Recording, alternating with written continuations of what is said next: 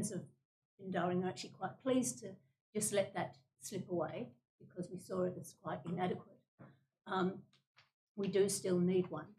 I must say that the management of Bindaring wetland has increased immeasurably since the system which is currently in place, which is annual management plans or annual management plans, because when the Coterra report was released, that wasn't in place, and the northern section was in absolute terrible state.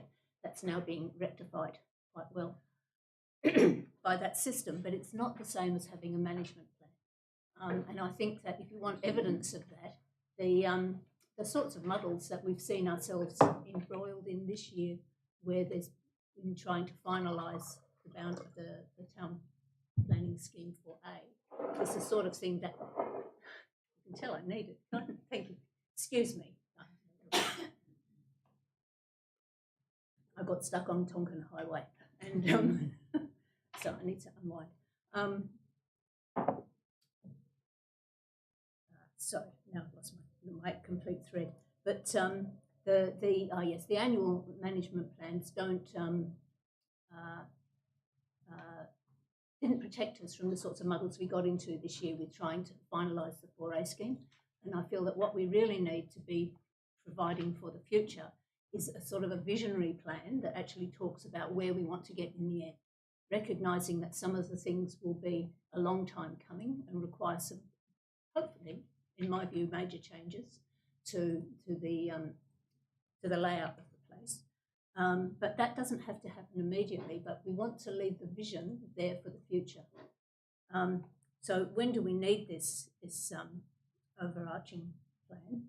Well, look, I think that although it would have been lovely to have had it 20 years ago, and it would have been lovely if Coterra had taken us there, which it didn't, we feel that it would be prudent to wait until the Ashfield Flats management plan is in place, because a lot of the work that will be done there with respect to the hydrology and the infiltration of salt water and the pinch points on the lake and the pinch points at Highland Street, a lot of that sort of work will be probably easier to navigate once we've seen how they do it with the Ashfield Flats, and it will mean that there'll be less science involved, so less expense.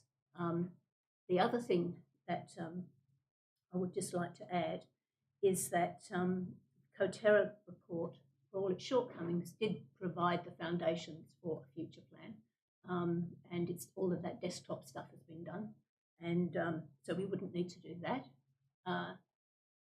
The thing that it didn't do was consult with the community. It certainly didn't consult with expertise about the brief when it went out, hence the shortcomings of the plan. So I think those are the points I wanted just to put before you, so that if you're thinking about, no, we don't need a management plan,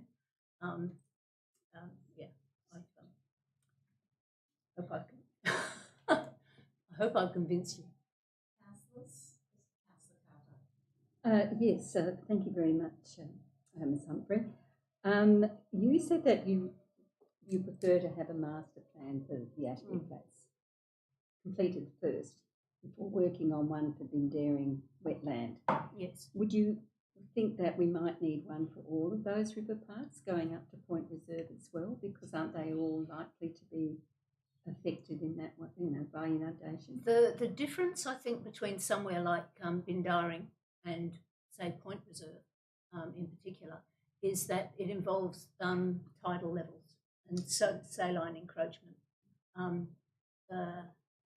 Point Reserve is actually in the floodway, so that'll get pretty salty should there be a flood.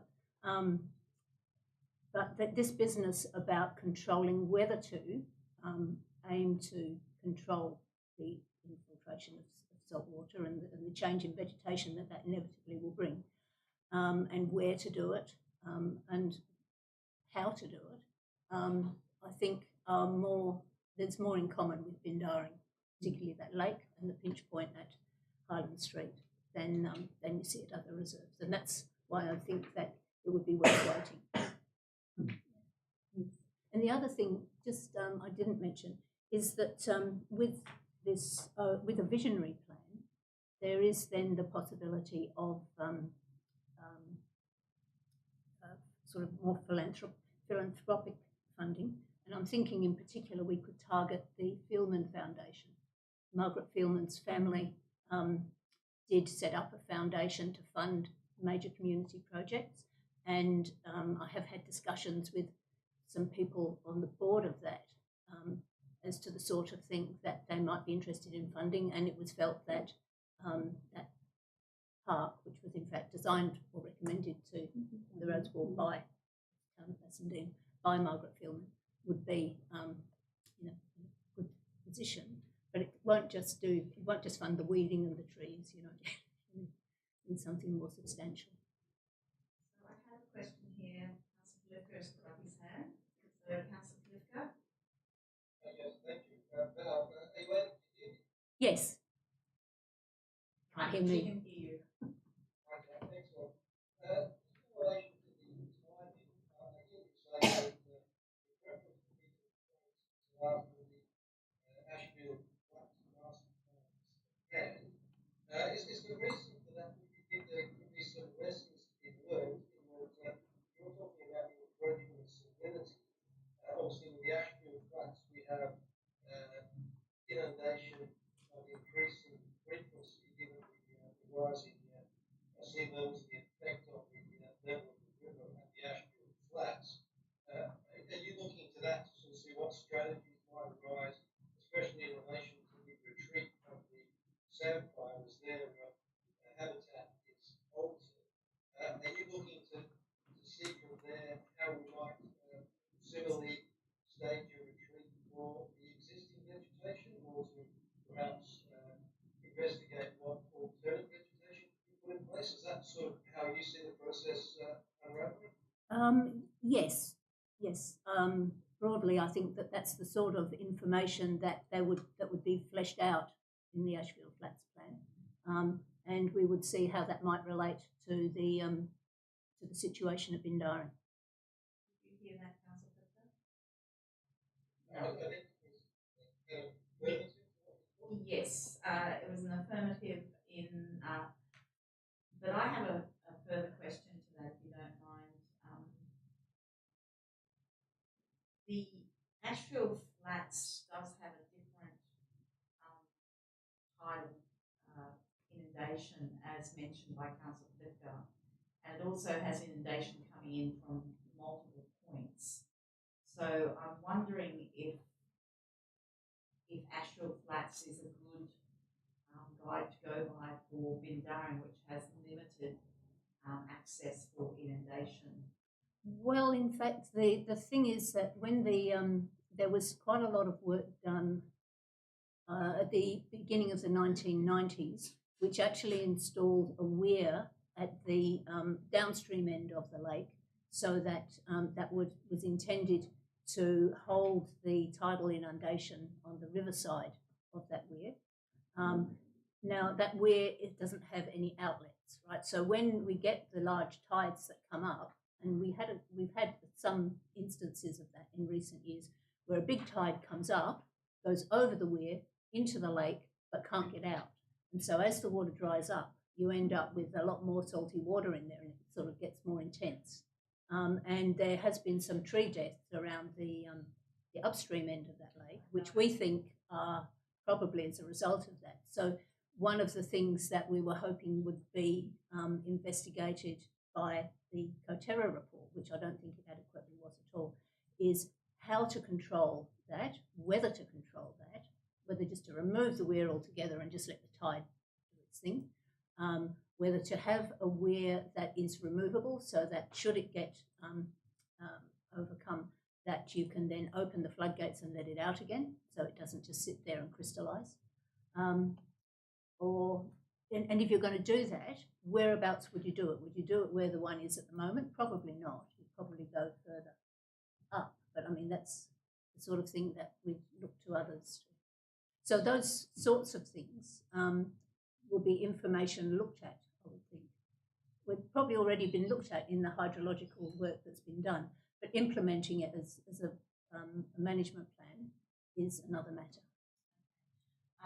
Councillors, other questions? Yeah, I've just got one, Madam Mayor, and appreciate you coming in and giving a deputation about the dairy park. What, in your personal opinion, or maybe on behalf of the Friends of the Bindara Group, what's your maybe 3 major outcomes that you'd like to see within a master plan or within the Bindara Park moving forward in regards to any type of management plan or construction or conservation that would be put into place that would be looked at quite strongly? Okay. Well, the one that we've just examined at some length. The other one, which is a longer term aspiration, but a strong one, is to either remove that part of Highland Street and find an alternative route for the bus, or to find some way of increasing the water exchange at Highland Street, because that's, yeah. And it's not only on the upstream side of Highland Street, it's also on the downstream side, which is currently cut in half by the driveway at number 27 Highland Street, which I understand is going to be removed. So that's good. That's part of it. So the management of the weir or the relocation or saltwater inclusion. Yep. The looking at the Highland Street removal, replacement, whatever, and anything else. Well, really, just some stronger management for environment and biodiversity and habitat range. I think the Coterra report sort of identified. I think there are big trees. Well, yeah, we know there's big trees and there's lots of really just an overall management. At the moment, there's it's a bit piecemeal. We've got lawn mowing going on in one section, and we've got conservation practices going on in the other. So we've got Parks and Gardens managing turfed areas just to keep the grass down, and we've got conservation work happening in other areas, and really clarify improve the management of all of those areas for conservation as a conservation asset. Okay, thank you. Okay, councillors, if there's no other questions, I'll take Val for that deputation. Thank you. Thank you for taking the time, Val. Now, councillors, before we move on to the reports, I would like to suggest that 9.2, which is lot 67 Hampton Street, because there are, sorry, sir. I think there's some sort of issue with communication with the administration. I was told by the representatives from the school that we've Sorry, I can't hear you, sir. I've been told by the principal of Bassendean that we've made leave for a deputation this evening. It seems like that escaped the list. The CEO has indicated that no such request has come through. Is there a possibility of requesting leave at this Sorry, late sir, hour? I'm having a hard time hearing you. Is there any possibility of requesting leave at this late hour to make deputation on this issue? Oh, sorry, 9.2. I am. So you would like to make a deputation now, or would you like to have would you like to do one next week? I understand that the usual process is the briefing meeting, so if you do a deputation today, it's preferred that you don't do one next week. So yes, you can do a deputation today. Sorry, when you're that far back, I actually am having a hard time hearing you. So so you'd like to do a deputation now, correct? if I assume that's the I can usual approve process. that. Yes. So if you come to the chair, and so thank you, sir. If you could state your name and address for the minute clerk. Sure. My name's Andrew Bickley. I'm the Deputy Chair of the Casimir Montessori Community School Association. So obviously here on behalf of the school this evening to add a few words in addition to the submissions that we've previously made on 9.2 for today's agenda. So not obviously going to follow the ground of what we've provided written, but hopefully you've all had a chance to read that, and sort of in summary the point of that is to I guess the hope that when we engage with the council, you see us as a service that offers value to the town as a whole, and that we sort of our aims align with your aims of providing good amenity in the town through the provision of sort of non-denomination primary education, which is a fairly niche market around Perth. So we see ourselves as offering something of great value to the town. So in terms of adding additional colour to that, I just wanted to pick up a point in the report that you got today on the valuations for the land.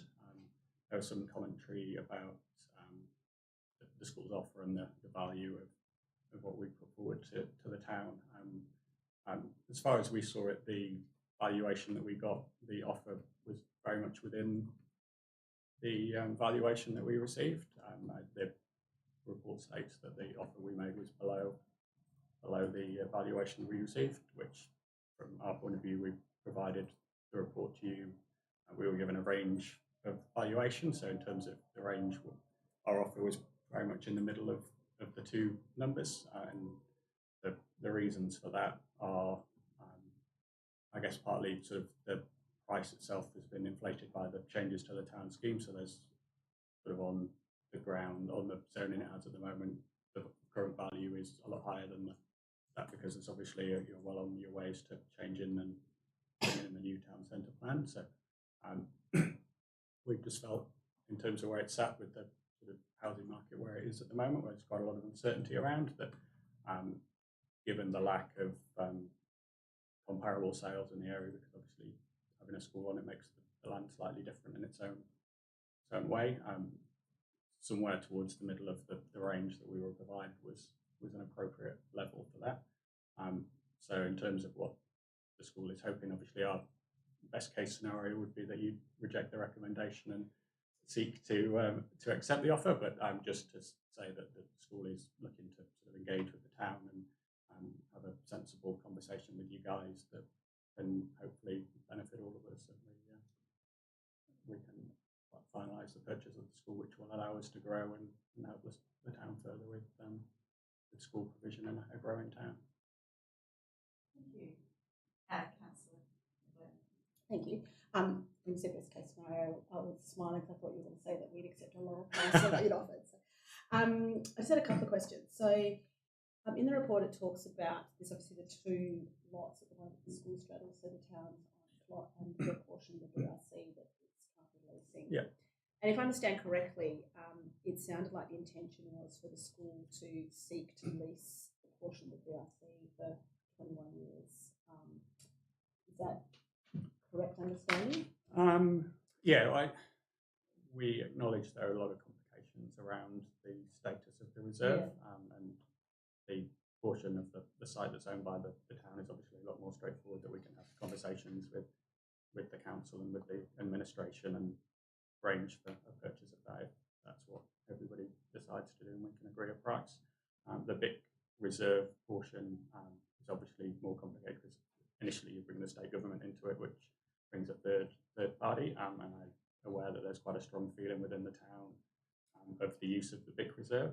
So best case scenario for the school would be to purchase both lots of land, and that would allow us most freedom to expand the school, provide good quality accommodation for the children that are on site, and reduces the land risk that we have at the moment, which is obviously quite significant.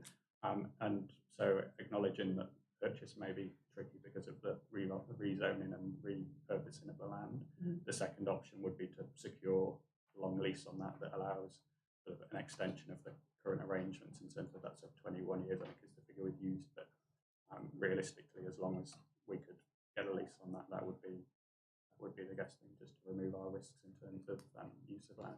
So, I get the impression that the school has intention to try and expand, and so if you were to purchase the town's site, and that would be the only part that you could construct on, would that meet your needs for space for future expansion?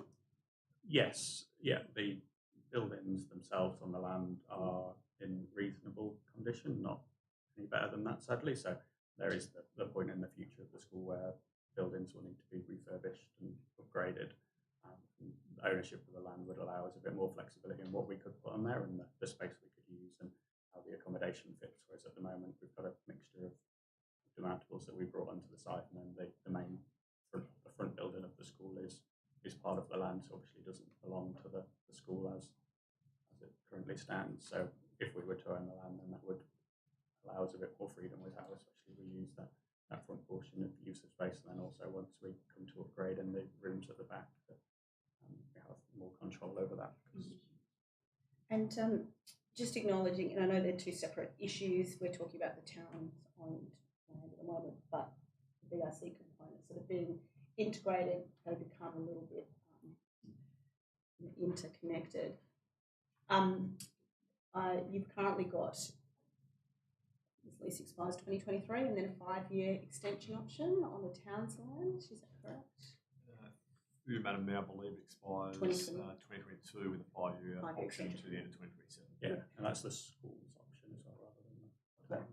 And the reserve, because I'm aware that there was some complication with the lease on the BRC component, and I understand the Minister extended that lease to align with the town's lease. And I wasn't around at the time when the school was initially established there, but I understand that there was some complexity there, and as we found recently, the current lease doesn't really comply with the purpose of that reserve. Has the school had any thoughts about what they might do if you purchase the land and then aren't able to secure a lease over the BIC, that you need to be able to continue in that space? So my understanding is that the Crown land, the state government land, is under a management plan of the town. It is, but you still need approval from the Minister. Correct. And the part of the process of fixing the issues that we had with the lease was to amend the uses of the BIC reserve, which now allows for the homing of an education facility on the site. So the barrier to the lease previously was that it wasn't part of the approved use of the BIC reserve, and now that that's been extended so that the use is permitted and is registerable by the Minister, then in order to allow the current lease. Yes, yeah. So in future leases wouldn't have the issue because the scheme has been amended for the use of BIC reserve. But feel free to, if I'm misguided on that. So if I can ask a question, a follow-on question from Councillor McLennan's questions. You indicated in the letter that was addressed to me that you are looking at expanding the school, and clearly that has financial basis there. Can I ask, in the long term, how do you see on the footprint of the land that the school is built on, how do you see yourself expanding the school's patronage? Would it be in building up, or what do you have in mind to actually accommodate that expansion? The initial phase, the school has a few plans and backup plans. We thought about this issue a lot over the years. So in the short term, the buildings the way they are, the front classroom, which is the junior house of 3 to 6-year-old children, has a classroom which can accommodate 30 at the moment. I don't think it's the short term, I'm interested in the long term. Okay, if I sort of walk you through the stages of that, that would be appreciated.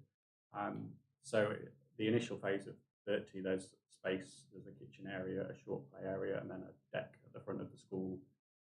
So the short term would be to remove the barriers between those areas, which would allow us to accommodate 45 to 50 children in the lower house.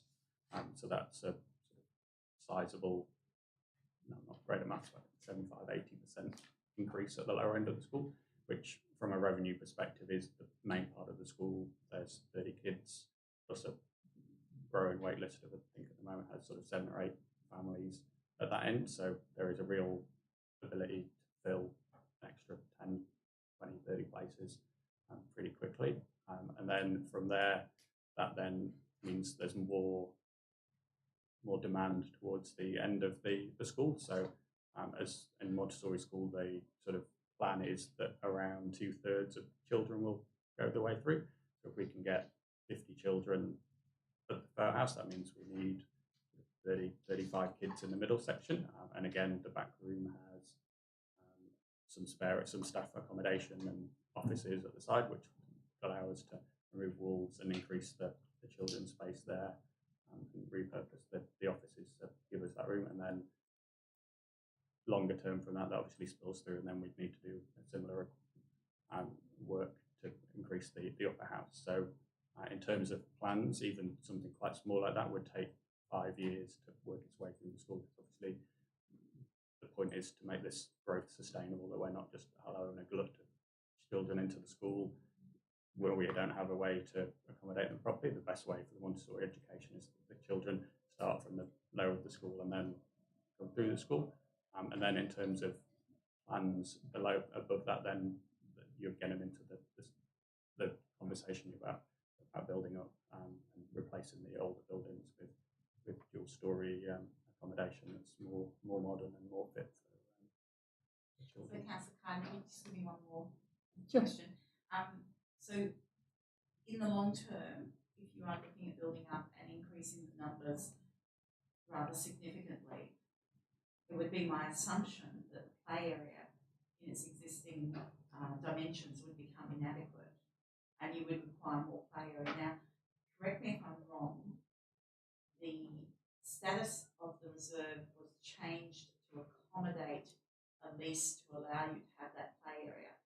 And one of the aspects of the BIC and the community was not to close off what is a public reserve, but at the moment that play area is closed off to the public. And if you're expanding and increasing your patronage in coming years, would it not be conceivable that your requirements for play space might actually increase along with the numbers of children? Yes, absolutely. And that's the case at the moment. I think part of the ethos of the school is to allow the children as much play space as possible. So now that I think we were 40, 50 students before, now we're at 65, 70. So the work that's done at the moment is just there's a schedule where the younger children will go out and have play space for the whole area to start with, and then the older children will come out after that. And also there's been a scheme this year that I think had mixed success given the numbers of children that took it up, but we actually have children in supervision using parts of the open area of Vic Reserve to have their recreation time, which I think has been arranged through the town with the appropriate permissions. So yes, definitely, we will need to increase our play space, and we would need to be a bit more smart about the space, using the space that we do have. But that's part of our education offering need anyway, that we're keen to increase the space for kids to run around and let off steam in between lessons.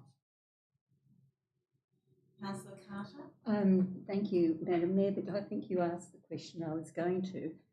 You say at the moment that you have 65 to 70 students, or is that the aim, James? That at the moment, I think it's probably near the 65 at the moment. 65. Yeah. And what do you see as the maximum number of students that you would have at the school? We're not far. I think that's sort of 70 to 75 in the current way everything's configured. So the initial phase of increasing the children's house would be soon after having more land rights. Okay. So do you see any sort of limit to what you would have as the number of students under that, the education system, Montessori education? Yeah, there are, in terms of the setup of the classroom, there are not rules, but there are guidelines as to how the space is set up, and the minimum space for children, which is more than a public school, sorry for my Englishisms, would need. So we don't want to lose the ethos of the school through expansion. And I think in terms of the end game, when we talk about expansion and big expansion, we're probably talking 120, 130 students maximum once we've sort of improved the amenities that the school can offer, because we're also aware that the appeal of the school and the sort of reason people come to us, apart from the Montessori philosophy, is that the fact that the provision of teaching staff to kids is very good, and we provide that sort of attention to the children that they may not get if they've got big state school class or a public school class. So we have a councillor who's online at the moment, and Councillor Lifter would like to ask a question. It is kind of difficult for him to hear, so if you don't mind, Councillor Lifter, would you like to ask your question? Yes, certainly. So related to the purchase price, now I don't want to be particularly I'm just trying to understand the position. Are you saying that the purchase price should be at market value, but you disagree with the methodology, or are you saying that there should be some discount? And if you are saying there's a discount, why should that occur? We'd obviously like a discount. It would be the first statement to make there.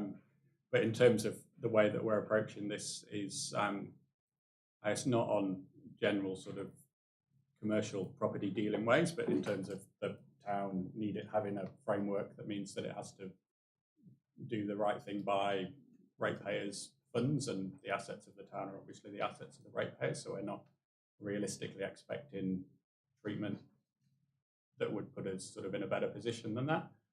So very much on sort of a loose commercial terms would be the approach that we're expecting. The comment that I started with was more about the specifics of the valuation that we had, and the way it had been presented in terms of having a range, because due to the lack of certainty with the number of comparable sales and our assessment on that. Could you repeat that, Councillor Flicker? So would I be right in understanding that you're saying it's a matter for the valuers to resolve? As councillors, we're not valuers.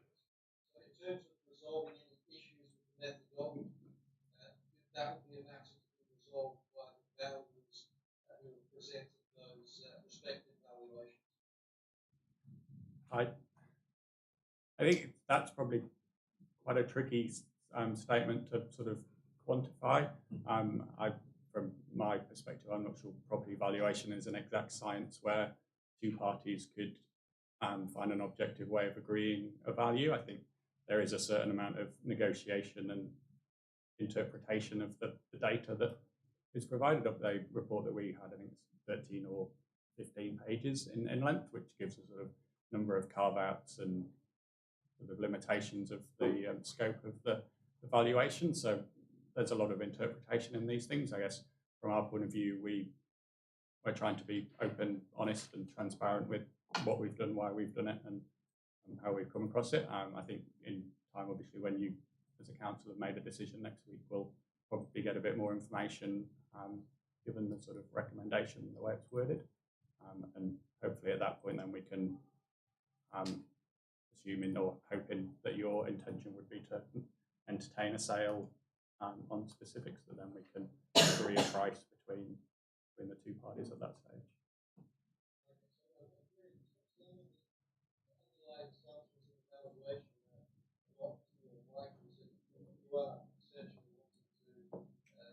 Re-examine the values being ascribed to the property. Well, that's fair enough. That's something you're entitled to put forward. But just say, as councillors, we're not values. We need to rely on valuations.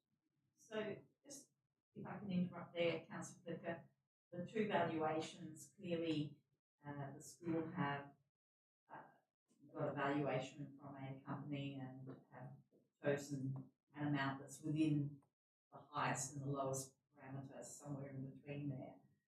But the town also has a valuation which differs. So I think that discussion of the valuations and those differences needs to be something that's done behind closed doors with councillors and the officers.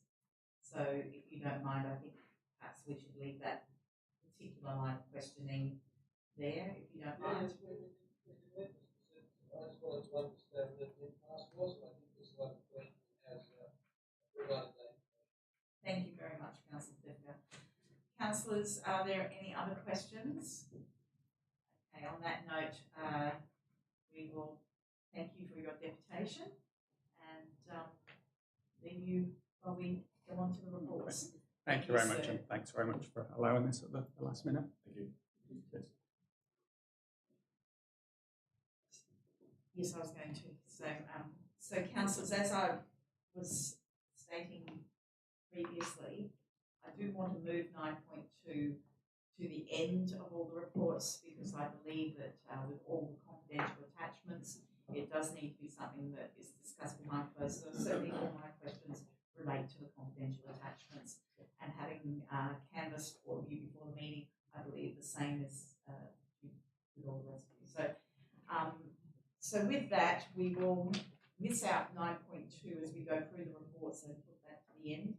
So the first report in front of us is 9.1, application to keep 3 dogs, lot 203, number 57 North Road, Bassendean.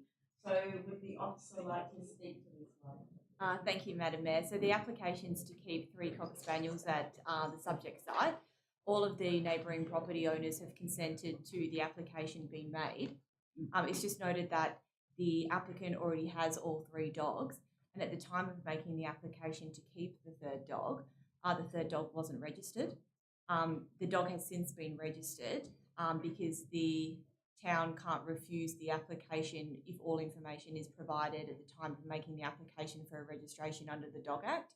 But if council chooses to refuse the application next week, we can still cancel the registration of the 3rd dog.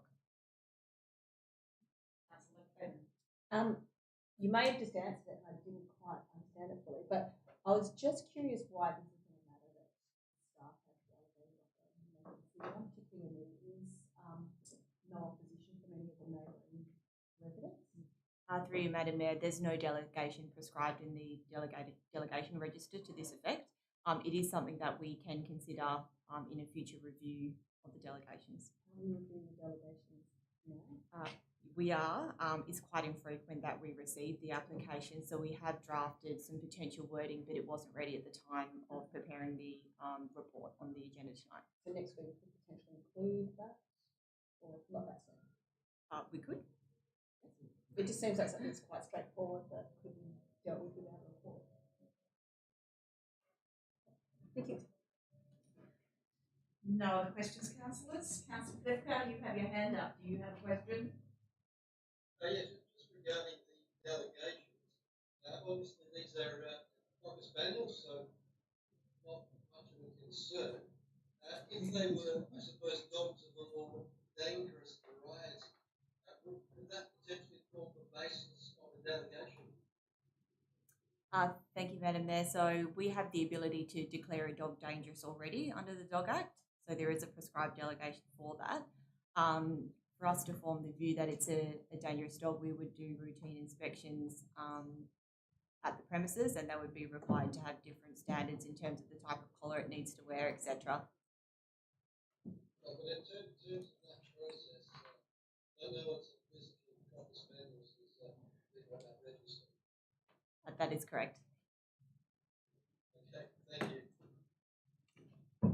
Thank you, Councillor Flifka. Councillors, are there any further questions on this one? Okay, so we'll move to 9.3. Proposed demolition of 168 West Road and 145 Whitfield Street, Bassendean. So, would you like to speak to this one? Sure. Thank you, Madam Mayor. So the application is for the proposed demolition of the existing heritage-listed Federation bungalow, which extends over the 2 properties as listed in the report. The place is a management category 2 on the town's heritage list, which means that it has considerable significance and statutory protection under the local planning scheme.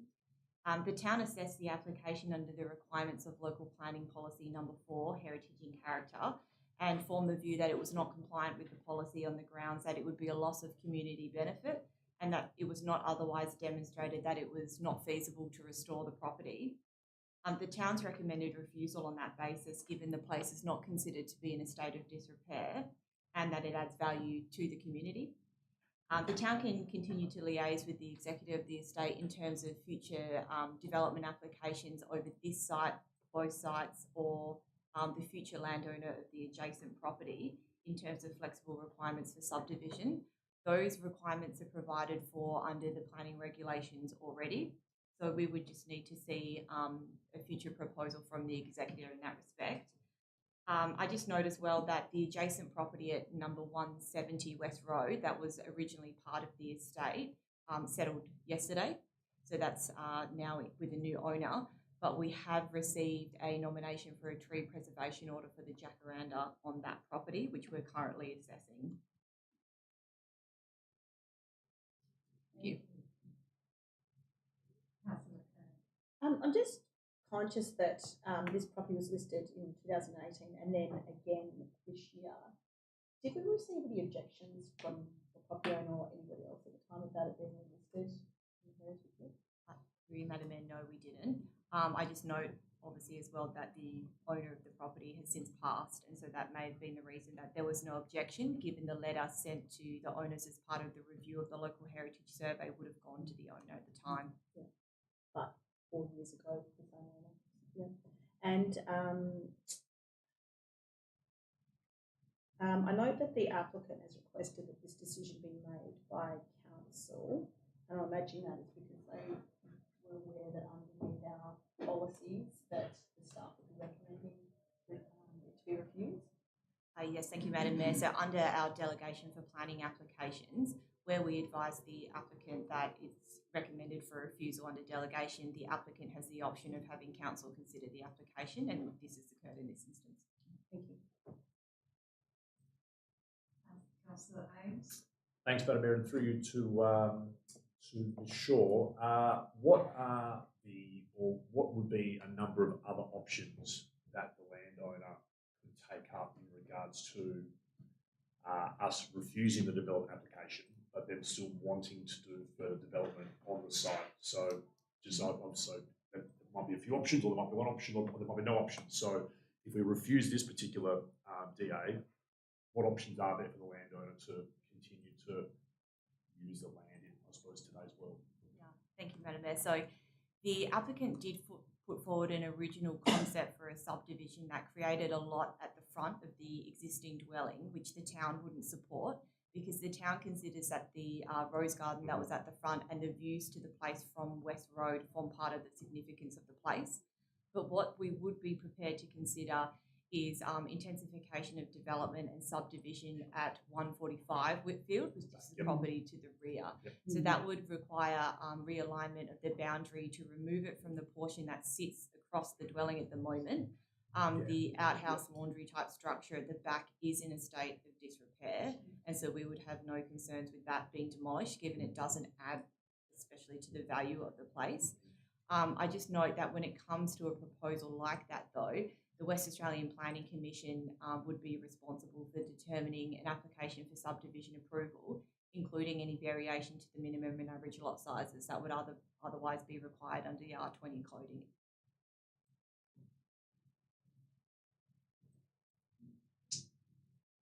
Okay. Councillor Flipker, did you have any questions on this one? Yes. Thank you. Just a more general question. So obviously we're saying that there's community value, so the community is benefiting from the retention. When we have things like this, we're talking about a community value. How do we, I suppose, spread that imposition across the entire community, as opposed to just lumping that on the owner themselves? Because obviously this will act upon what they can do with their land. Is there any mechanism where we can essentially spread that reduction in the usage of that land across the entire community who is enjoying the benefit, as opposed to just struggling with that issue?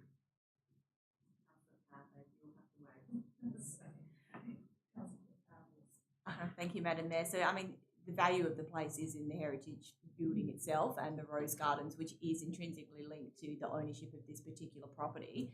What the town can try and do is provide for variations to development standards to try and not only encourage people to retain the existing dwelling, which we certainly do over split density coded land especially, just provide that as an incentive for the landowners to maintain and keep that property. In terms of the value that it adds to the community as a whole, we actually have a means of measuring that from a planning perspective in terms of an analysis of the existing streetscape and whether the example of the heritage property is a rare example of that place. So we can provide some sort of measure to see what the community benefit actually is. But in terms of spreading it over the cost of the community, given the place itself has the heritage value, that would otherwise be quite difficult to achieve. Well, I don't get the assessment. Certainly not seeking approval of that. I'm just saying that when we impose a restriction on an individual, then it the community, is there a way in which the community can essentially contribute towards that imposition on the individual? Look, there's more of a question which doesn't specifically relate to this property, but just in general terms. How can we assist people in that way? So, Councillor Clift, I believe the CEO would like to answer that question. Thank you, Madam Mayor. This issue has come up a couple of times in the last few years. I think actually resulted in a resolution of council that called for the provision of information about what were colloquially referred to as heritage incentives. That information was provided to councillors via the bulletin and basically concluded from memory or some time ago that if councillors wanted it to pursue any particular incentive, staff would require a little bit more information as to what the key outcomes were being sought. The information seemingly was noted by councillors and there was no further action, but councillors can also, staff can resend that information, which spoke to the various things that the town or council could do to incentivise the retention of heritage properties. We already, of course, have the council adopted community funding policy, which provides some relief, I suppose, in terms of fees and charges in relation to heritage listed properties, but the more substantive measures were contained in the item provided to councillors via the board. So, Councillor Carter, you had a question, but I also have a question regarding heritage incentives. Or do you want to you ask your question first? So, in respect to heritage incentives, I did send a few suggested ones and links to particularly the City of Perth. So, if council wanted to pursue a heritage incentive policy of some type, from a timeline point of view, would I be correct in assuming that that would not be effective in relation to this particular decision or property? It would be timeline probably problematic. Would that be correct? Through you, Madam Mayor, I'd suggest so. This is obviously an application for development approval, and there are statutory timeframes in relation to council's determination of the application. As you can appreciate, a brand new heritage incentives policy would need to be prepared, be circulated to councillors via the bulletin, comments received, a series of amendments perhaps back in the bulletin, ultimately come to council for consent to advertise back to council. So it could be many months away if council were to resolve to adopt the policy at all. So long story short is that council is required to determine this application as this before. Councillor Carter. Oh, thank you. Very briefly to you, Ms. Shaw. Is it in your experience, people want heritage properties and they do seem to have a premium price for resale? Is that your understanding? Thank you, through you, Madam Mayor. From a planning point of view, property price is obviously speculative and not part of our quasi-judicial consideration. But yes, I think in general there is a misconception that it's a disadvantage to own a heritage property, when in fact evidence suggests that it can add property value to the place by having heritage significance. This one in particular, you'll note in the attachment, for the property to be restored, it would require a lot of removal of asbestos, which is obviously quite expensive. But in terms of the actual condition of the property and whether it's structurally sound, it was considered that it was still fit for purpose. Thank you. And just to confirm, it is a Category 2 property on our heritage list. We don't have that many Category 2s and 1s, do we? I think it's 14, 13 Category 1. I think Category 2 is not that many either. Thank you, Madam Mayor. There are 49 places on the town's heritage list. I would have to go through and assess which ones are Category 1 and 2. Okay, thank you. If we could have that information, that'd be great. Sorry, councillors, Councillor McWilliam. That's really good. Short thing. In terms of the category 2 heritage listing, is that simply the building or is it the garden itself? Because that is what I remember from being a child in Bassendean many years ago. But then there was this particular house which was owned by 2 sisters, and this really magnificent rose garden. And then closer to Sandy Beach, there was a family which grew roses professionally. And I remember it's THIE family, I think. But I just wondered, is it the house or is it both the house and the garden that is the cause for the category? Through you, Madam Mayor, in this instance, it's the house and the garden. So the garden itself, particularly the rose garden, was considered to add to the significance of the place. Councillor Ames.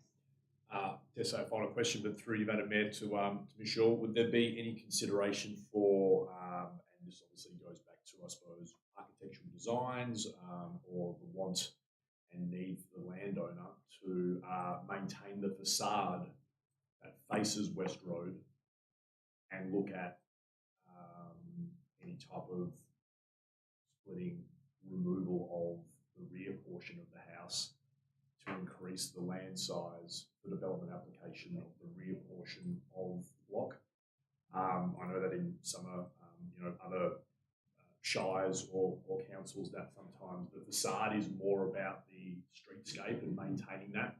Would there be questions, or would that be something that the administration would consider if that was something that the landowner wanted to put towards to increase their development application opportunity to the rear of the property, to the rear of the facade? Thank you, through you, Madam Mayor. So in this particular example, the entire house itself is considered to have the heritage value because it's a rare example of a Federation bungalow intact. So just retaining the facade of the property wouldn't be consistent with the reasons that the place was listed and included in our heritage list in the first instance. The town's preference would instead to be flexible in terms of the future lot boundaries to provide for subdivision of the property on Whitfield Street instead of any future development on West Road. Can I just finish with one question, Ms. Shaw, if you don't mind? My understanding is that state government requires all local governments to create and maintain a heritage list. Is that correct? That's correct. Okay. And would I be correct in assuming that the reasons that state government require all local governments to create and maintain a heritage list is for the retention of heritage properties of value? That is correct. Thank you. On that note, councillors, if we have no further questions, I would like to move on to item 9.4, which was rescission of previous council resolution in Darring Park Wetland Plan. And Ms Davey, I'm sure that you'd like to speak to this one. Thank you, Madam Mayor. So this item relates to a 2019 resolution of council relating to a draft wetland concept plan for Bindaring Park. So parts 1 and 2 of the previous resolution have been completed.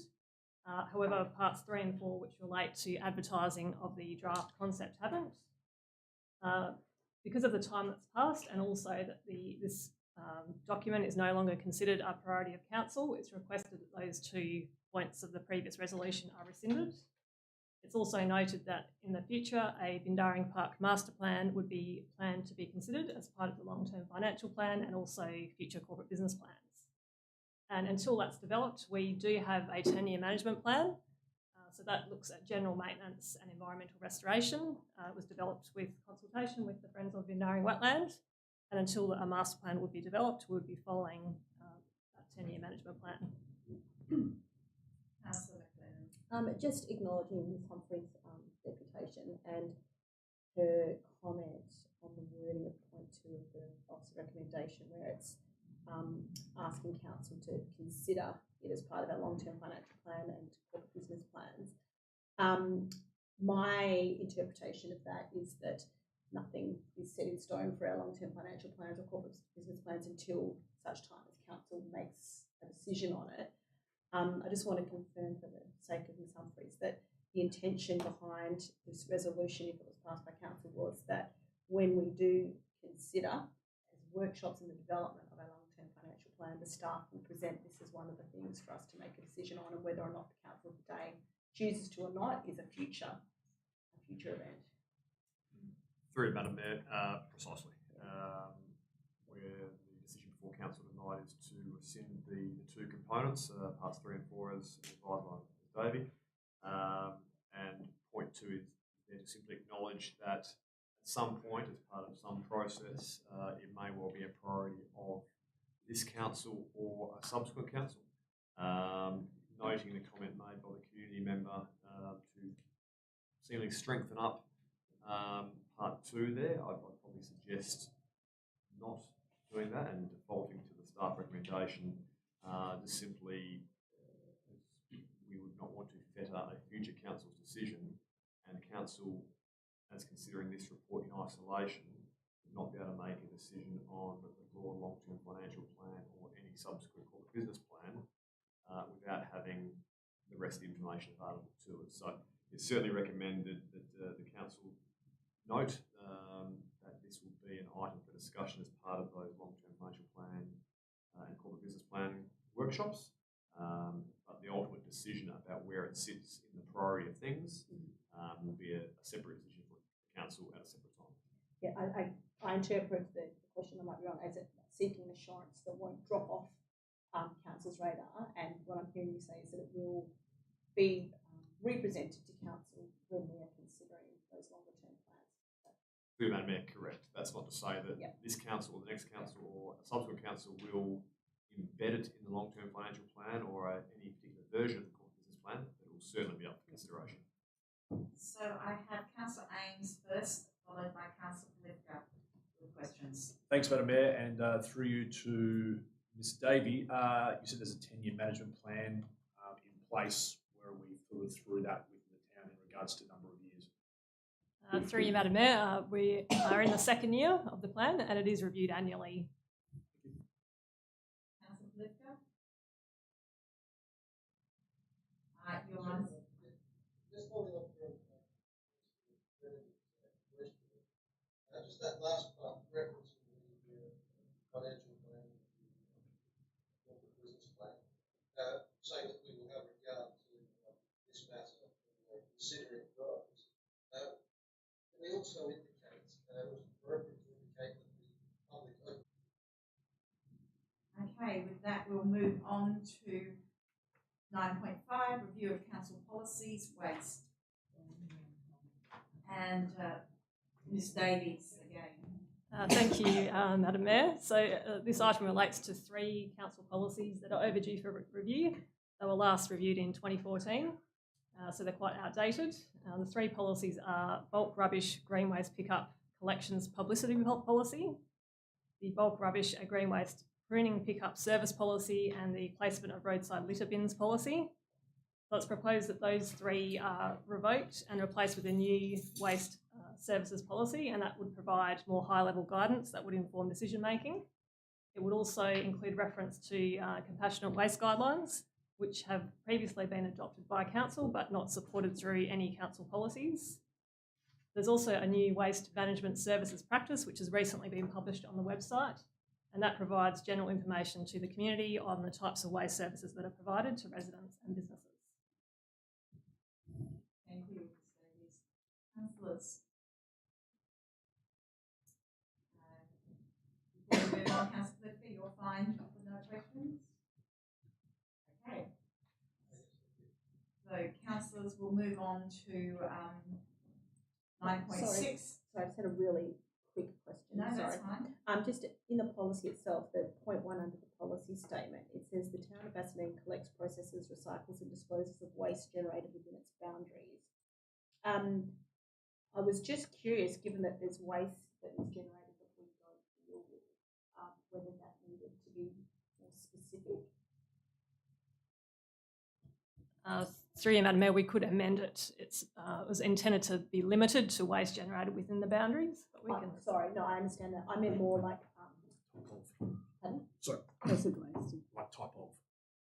Yeah, well, there might be some industry waste and things like that in the commercial areas that we don't deal with, but obviously there's the provision for businesses to have their own waste management possibilities? Yes, the intent of that point is just to indicate we don't process waste generated from outside areas, so areas outside of the boundaries. Councillor McKenzie. I asked this question the other week, last week. Sorry. The reference on page 33 of the attachment says scheduled collections of mattresses, fridges and freezers. And I understand lounges are to be included in that. So council just Through you, Madam Mayor, yes, this management practice was published a short while ago, so it still has to update that section.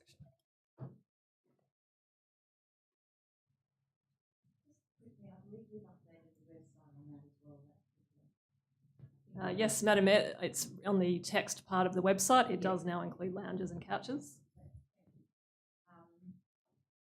Okay, councillors, if there's no further questions, okay, we'll move on to the next one, which is review of the delegations register. I believe this is Mr. Gibson will provide an overview on this. Thank you, Madam Mayor. This report is for Council to review its delegations register, as is required to be done every year by the Local Government Act. Staff review the delegations and provide suggested amendments to councillors via the 11th of November CEO bulletin. One response was received, which raised various queries and comments. The major issues raised were in relation to delegation 1.2.11 and 1.2.12, which relates to EOIs and tenders respectively. Given the scale and the impact of the suggested changes, it's recommended that those particular items be held over to a council workshop in early 2023, thus allowing the majority of the minor delegations to proceed next Tuesday. Depending on the outcome of that workshop, if council indeed goes down that path, the delegations register can be brought back to council shortly thereafter. That is to say, we don't need to wait a full year before we review the delegations at a subsequent stage.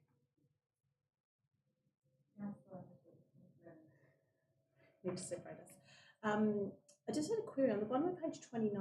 You just referred to delegation 1.2.12, and there's what seems to be a title. Is there something more? Through you, Madam Mayor, that's a administrative error. That Okay. will be tidied up. That reference to delegation 1.2.12 will be reinserted in its appropriate location, being the second sentence in that larger paragraph. Okay, great, thank you. So, well spotted, Madam Deputy Mayor. That's an error on the town. Apologies for that. Councillor Carter. Yes, could I ask the interim CEO? I've had a look through the delegations register and I couldn't see any delegation that permitted the cessation of the transport or the to stop the verge pickup. What delegations would they come under? Through Madam Mayor, the cessation of the community transport, as provided for in the later report, the government view that delegation is not required on the basis that the workplace health and safety legislation puts the onus and the responsibility on the Chief Executive Officer, not Council, as would be the case in a corporate sense where the board would be responsible. So on that basis, it's determined that it's a decision for the CEO, being the Executive Officer of the PCBU. In terms of the second query regarding the skip bin service, I think it is a delegation to the Director of Corporate Services, could identify a specific one, but it is in relation to I think tenders perhaps or amendments to contracts.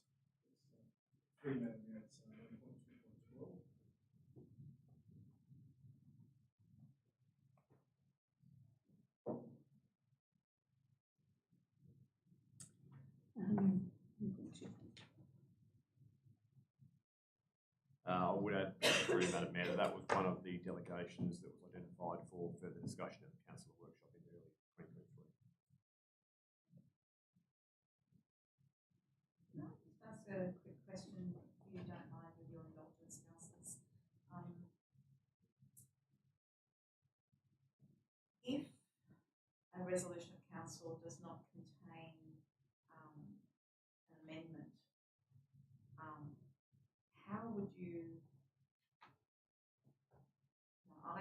this up at the meeting on Thursday, because there is a little gap in one particular resolution of council recently, and I wondered how the administration might pick that up. It's not actually, the wording is not contained actually in the resolution. It's noted in the minutes, but it's not in the resolution. Through you, Madam Mayor, I know the issue you're referring to, and on the basis that it was only captured in a resolution of council and not embedded into anything else, it has been problematic, and it may well be appropriate to embed that particular element into the delegation manual. And that's obviously in response to comments made regarding the skip-in service and changes to waste services. That is something that could be discussed at the workshop in early 2023. Okay. It was something I pondered over, so I do think that is worthy of further discussion. Any further questions, councillors? Councillor Ames. Thank you, Madam Mayor, and through you to the CEO. Are you saying that we are going through all the delegations and making a council resolution on those, bar the two that are going to be up for discussion in the workshops next year, or are we going to make sure this is all sort of signed, sealed, and delivered at a future OC in 2023? Through Madam Mayor, the proposal is that council would adopt the draft amended delegation as contained in the attachments, which leaves delegation 1.2.11 and 1.2.12 unchanged. However, we would re-engage on that early in the new year, and if whatever comes out of the workshop prompted or required subsequent changes to the delegation, we would bring back a subsequent report to amend those particular delegations. Thank you.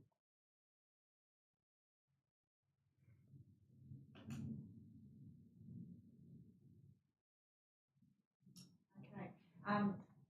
Councillors, if there's no further questions, we'll move on to 9.7, Community Transport Service. Ms. Shaw, did you wish to speak to this? Thank you, Madam Mayor. If I can, just a few additional comments. So Council obviously previously considered this matter its November round of meetings. The report has since been updated to provide some additional advice in respect to the previous operation of community transport, as it was under Seniors and Disability Services at the time. Under the arrangement, it was clear, and as identified in the report with other local government providers, the services that are offered in this respect are through My Aged Care registered users, which enables the assessment of the users and determines their needs and appropriate funding to be provided to continue to operate that service.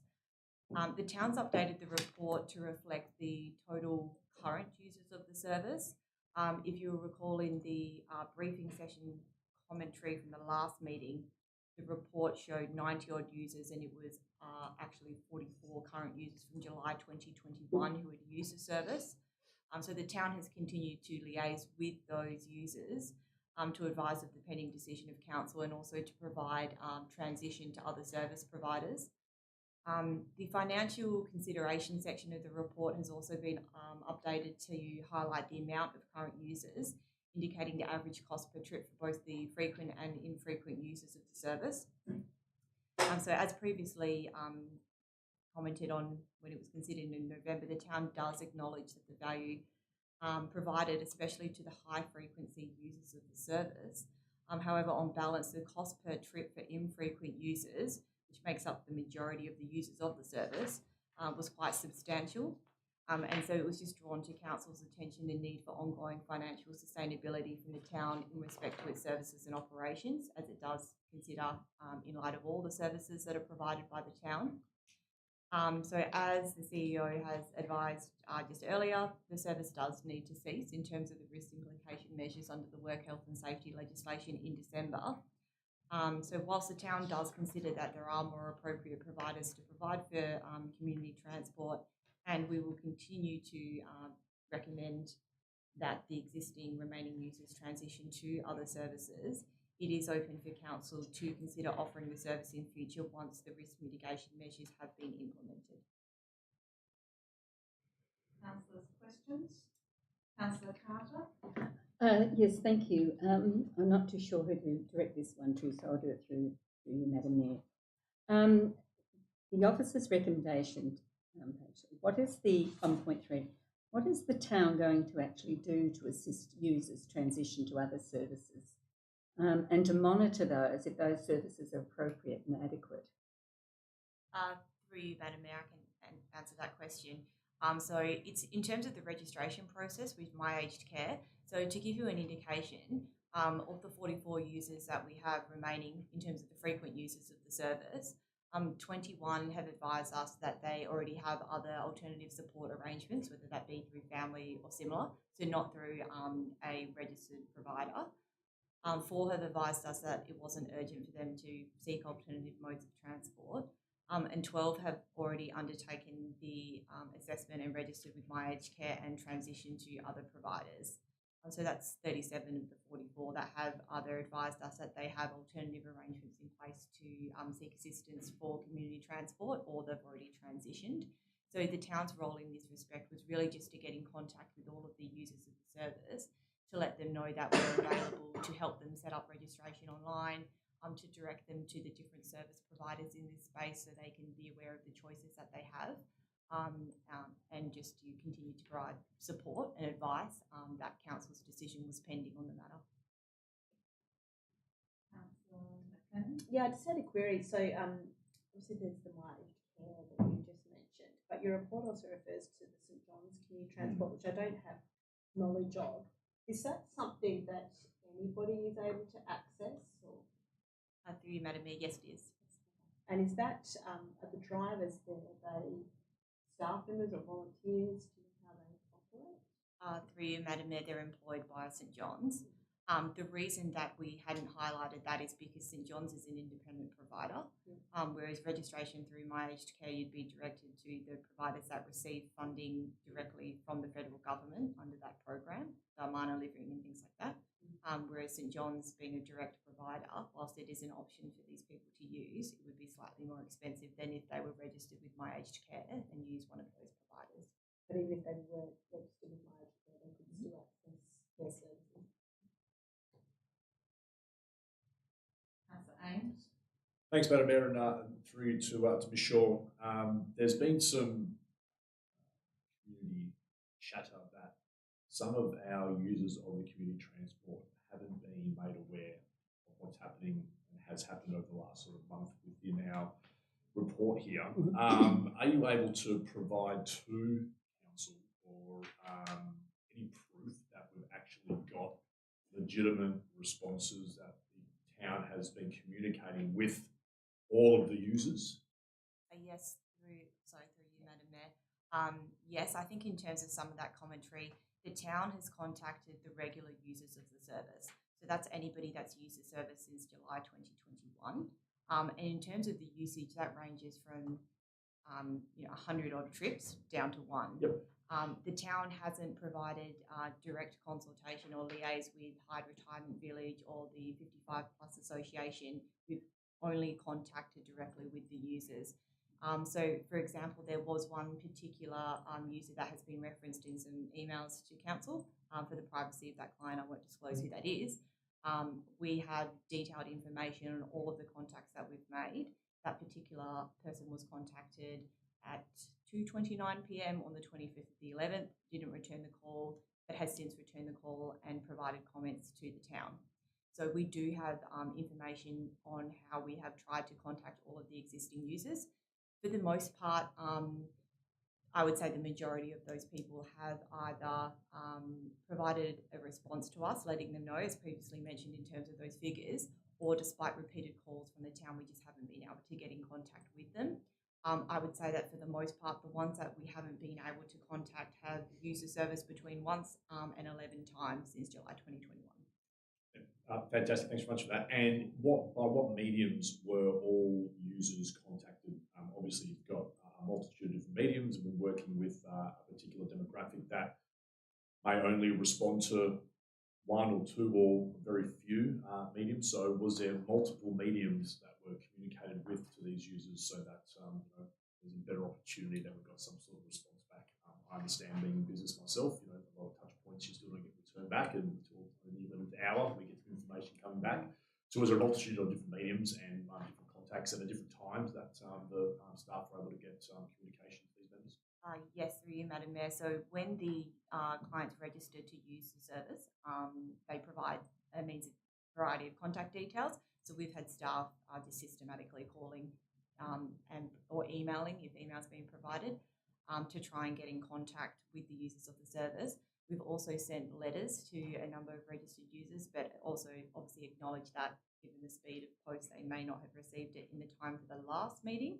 But in any instance, every single regular user has been called by the town. With your indulgence, councillors, I could ask a few questions. Obviously, if the service has been suspended on the 23rd of December, then the balance of the budgeted revenue that would have gone into maintaining that service will remain unutilised. Is that correct? Through you, Madam Mayor, so the service itself, in terms of how it operates, it wasn't direct income from the clients because it was a donation-based service, but the money that had been allocated to fund ongoing operation of the service, yes. It would be the town's intention, should council seek to investigate future operation of the service, that we would carry forward the balance of funds to look into how that service may operate in future. Okay, that's fine. So my next question relates to, there's been some commentary that if the service was run entirely by volunteers, that the issues that we're experiencing with respect to the new legislation would not be experienced by the town. Do you have any commentary on that? Because I've been told that volunteer-only services, where it's just all volunteers, is not required to adhere to that part of the legislation. Sorry. Through Madam Mayor, if it was volunteers only, it wouldn't be run by the town. The town obviously has a series of employees, so I suppose the clarification is the premise of the question that a completely separate entity, divorced from the town of Bassendean, would be running it in that situation. Okay, to be clear, I'm curious if a volunteer service like the 55 Plus organisation were willing and able to take over the running of the volunteer drivers service, where the town only supplied financial assistance in respect to vehicles, loans, etc. I'm curious about the status of how that might work in respect to the town's input. It was just supplying vehicles and phones and that sort of material, rather than having staff members managing the service. Through you, Madam Mayor, if we can look into that matter further, but my understanding is that any volunteer associated by the town and any contractor engaged by the town, which in that example that you've provided would be the 55 Plus Association, would be subject to the requirements of the legislation. Okay, if you wouldn't mind looking into that and providing information on that as soon as possible, that would be advantageous.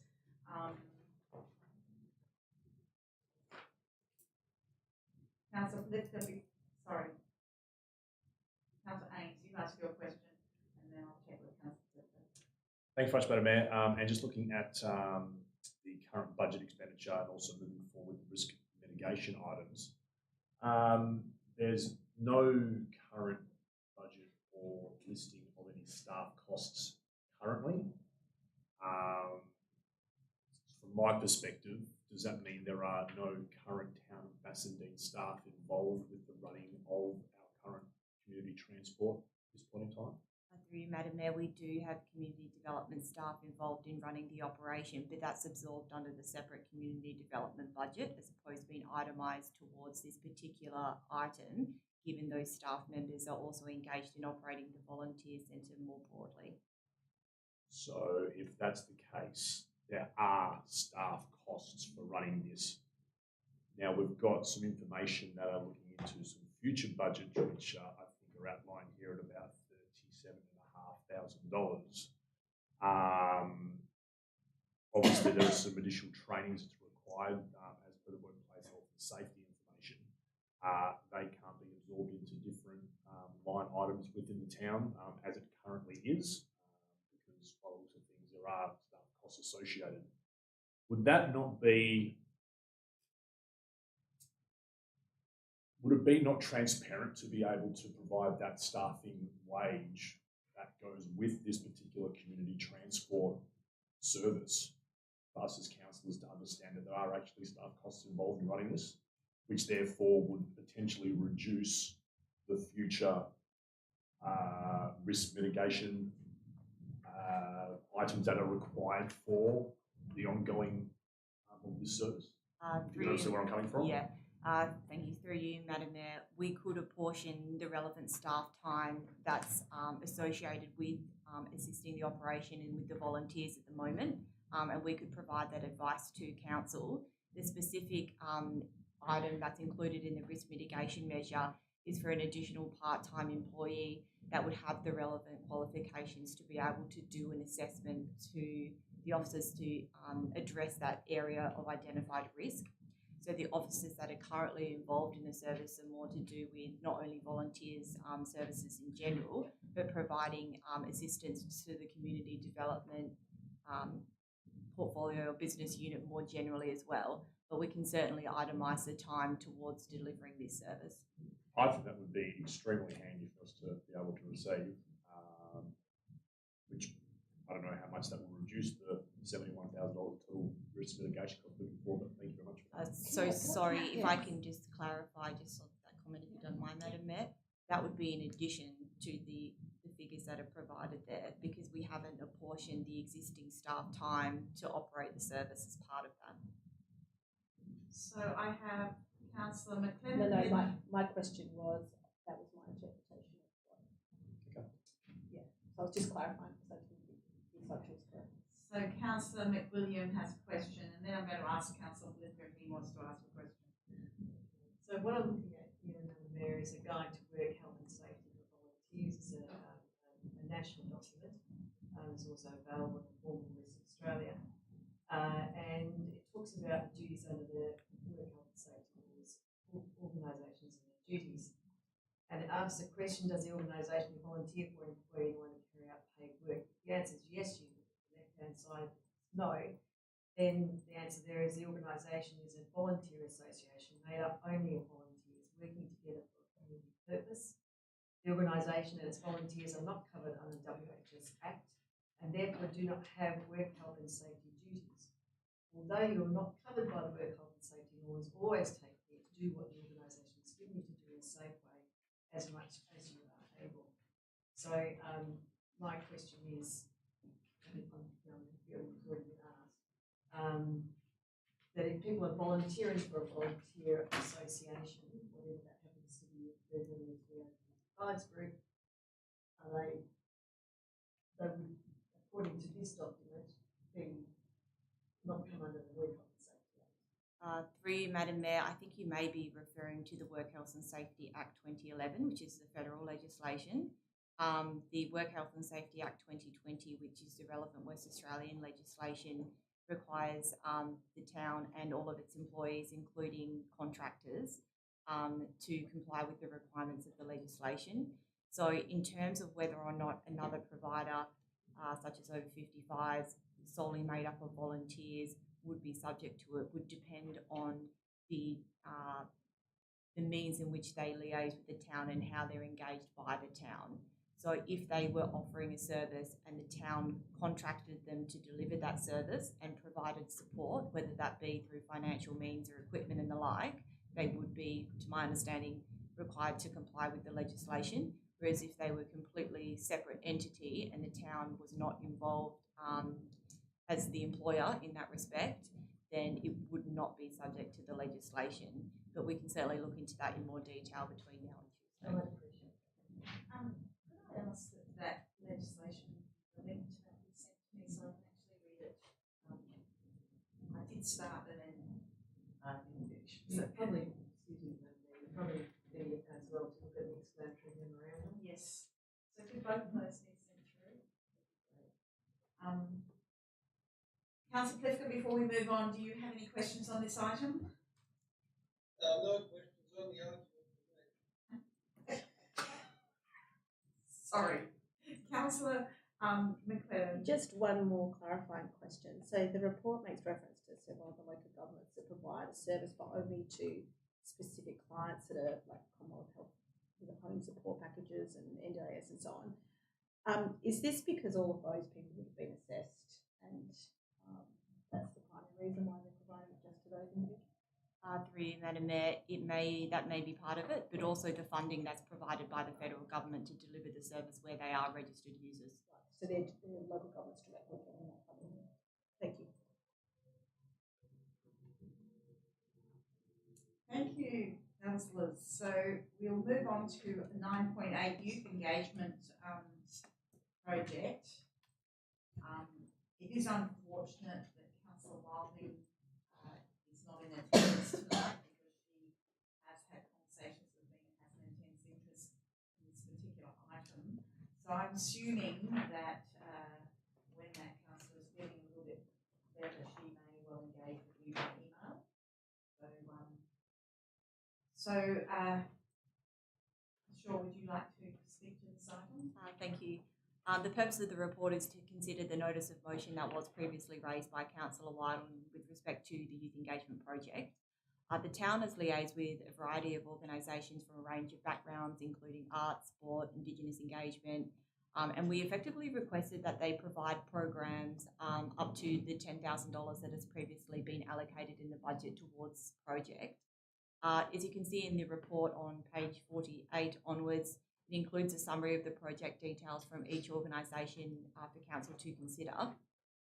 So the town actually has the ability to directly appoint under our procurement policy on the basis of the amount provided to the project. But given that this was a direct result of a notice of motion previously raised by Councillor Wilding, the town's presented the options for council to determine the engagement project. Councillor McLennan. Thank you. Just a couple of questions. In terms of the selection of the project, is there any scope for us to actually ask the young people in that area what they would like? Through you, Mayor, the actual notice of motion which is provided there requested that the CEO develop the project. And so we have liaised directly without any further engagement with any youth identified in the area. We had previously met with Councillor Wilding to gain an understanding and an indication of what type of specific project may be suitable. The preference was for the town to actually investigate different providers and come up with some options to present to council. So up until this point in time, the town hasn't engaged with anybody on the project. You'll note in the report as well that should council choose not to proceed with any of the preferred suppliers in there, it is actually open for council to recommit the funds that were otherwise allocated for future consideration by the Arts, Culture and Events Committee. The minutes of that are being considered as part of this agenda, and that would provide the town the opportunity to include that specific element as a potential action within that plan, which would then be advertised to the community. That would give us the ability to gauge an understanding about what type of project might be preferred by the community and whether there's a specific group that does need to be targeted, and that wasn't otherwise captured in the existing notice of motion.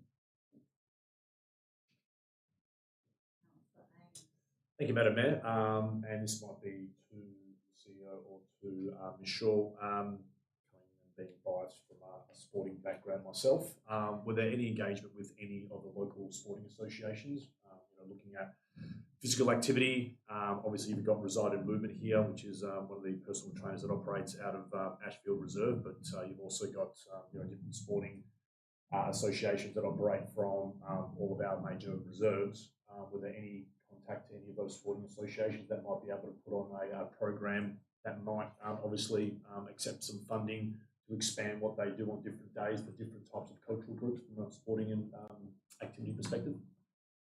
Through Madam Mayor, we did initially consider it, but we then came to the conclusion that members of the community could already engage with those clubs if they were looking to participate in those sports. And certainly through the community grants program, there is the opportunity for those clubs to make an application to receive funding from council to support any programs that they may seek to operate. So we tried to, I suppose, branch out a little bit and look at other providers. But you can see within the table there, Stephen Michael Foundation, Koya Aboriginal Corporation, they do offer a sport offering. Sure. If you don't mind, councillors, can I just ask a follow-on question to that? If we have this allocation and if we decide on a program of some description here, I did send through a grant opportunity. Would it then be possible to apply for funding to augment the funds that are available to this program to create a greater impact in that area? Thank you, Madam Mayor. It would depend on the specific terms of the grant and the timing of when we can make the application for the grant. So in respect to the information that you previously sent through, because we hadn't had a resolution from council as to which type of program we would be looking at proceeding with in terms of a youth engagement project, we couldn't really look at specific targeted grant applications for that. But moving forward, we certainly took that on board, and we would be looking to either seek full funding in terms of grant applications or for budget allocations to look for supporting the actual grant application in the co-contributions. I do note that that particular grant was for youth engagement, so that's why it caught my eye at the time, because I knew that we had this particular notice of motion. Councillors, unless we've got other questions, we can move on. Councillor McLennan. This is probably quite difficult to answer at this point, but I'm just wondering, I'm assuming that these are being offered free to members of the community, or is there a plan for how it would be free? Through you, Madam Mayor, yes. So the funding that would otherwise be allocated, there's an approximate cost included in the table, and then we would invite the groups themselves to provide some more specific information as to how many participants could be involved, and we would go out to the community seeking expressions of interest to participate. Yeah, that was going to be my question about how we're offering a free service, how we would select which individuals could participate, and whether it was a first come, first served, or whether it was based on need or some other criteria. Yes. Thank you, Madam Mayor. So you can even see in the table there, for example, the Art Jam project would obviously be tailored to a smaller group, whereas some of the other, say for example, the Koya Aboriginal Corporation, they could cater for a community barbecue of up to 150 people. So it really depends on the nature of the engagement project that council seeks to approve or otherwise recommit funds for future consideration. Can I just follow on from Councillor Ames' previous question? In respect to the local sporting groups that are down there, would I be correct in assuming that families that might want to undertake or send their children to training would have to pay to do that? That would be a normal standard for sporting groups to charge for training for young children in certain sports. Thank you. Yes, that would typically depend on the individual club, but I do note that Kids Sport is available for kids in WA from 5 to 18 years to receive additional funding from the Department of Local Government, Sport and Recreation to assist with any fees associated with sporting clubs. Kids Sport, is that where families actually make an application for Kids Sport? That's right, and there's up to $150 per child to contribute to funds. So if we're trying to engage with families who are not proficient in putting in applications, would it not be opportune to perhaps open up something with the local sporting clubs to offer a program for free to children in need in an area? Thank you. Yeah, it's certainly open for council to not consider any of the options provided in the report and instead request that the town liaise with the local providers in terms of establishing such a program. Okay, thank you for that. Just exploring ideas there. So, councillors, if there's no other questions, we will move on to 9.9, review of strategic community plan. Mr. Gibson, would you like to speak to this item? Thank you, Madam Mayor. This report is to enable Council to review its strategic community plan, which is the document that outlines the community's long-term vision, values, aspirations and priorities. reference to other local government plans, information and resourcing capabilities. Whilst full review is required every 4 years, desktop review is required every 2 years. Given Council adopted the SCP in mid-2020, it's necessary to undertake the 2-year review at this point.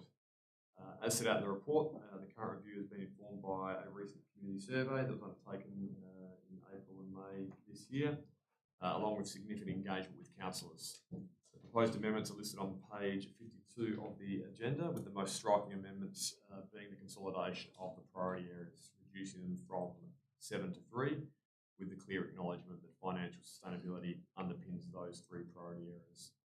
It's important to note that the recommendation from staff is only seeking Council's support to advertise the draft amended document, which is intended to be brought back to Council for final consideration in the new year. This timeframe would allow for the SCP, in whatever form it's ultimately adopted, to help inform the long-term financial planning and budget discussions that will occur in the first half of next year. Thank you, Mr. Gibson. Councillors, questions? Councillor Carter. Could I just clarify? Can I leave that era free? Thanks. Good health and safety from St John's. Anyone can apply. Okay. Could I just clarify that the acknowledgement that financial sustainability underpins those priority areas, page 52, is a new addition to the Strategic Community Plan?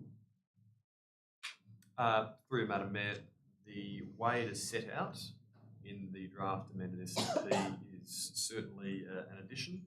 You would note from the existing July 2020 version there is reference to, I think the term is driving financial sustainability. So in terms of a concept, it's not new, but certainly the way it has been set out in the draft amended SCP is a different layout, certainly. Can I just have a follow-on question to that one?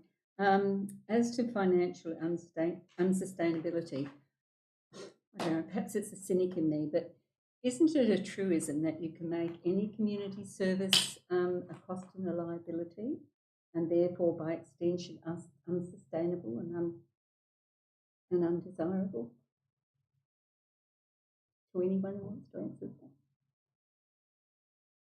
Oh, Madam Mayor, I'll take that as a rhetorical question. Well, it's not really. I mean, the question is, are we, by including this sentence up front, it's a phrase, not a sentence, leaving us open to having services that we just assume are going to be provided being considered unsustainable? Through Madam Mayor, not as a formality. The current Council adopted July 2020 SCP contains priority area 4, which is driving financial sustainability. And that goes into some detail, as you suspect, about what that means, unpacks it somewhat. If you take the idea of financial sustainability to the nth degree, you could contend that everything has its price, and if Council was to determine that something's price was too severe to bear, it could contend that it's unsustainable. The purpose of the SCP, both existing and draft amended, is not to deem any particular service viable or unviable, or sustainable or unsustainable. It is simply to provide a framework to guide Council's future decision making. Okay, thank you.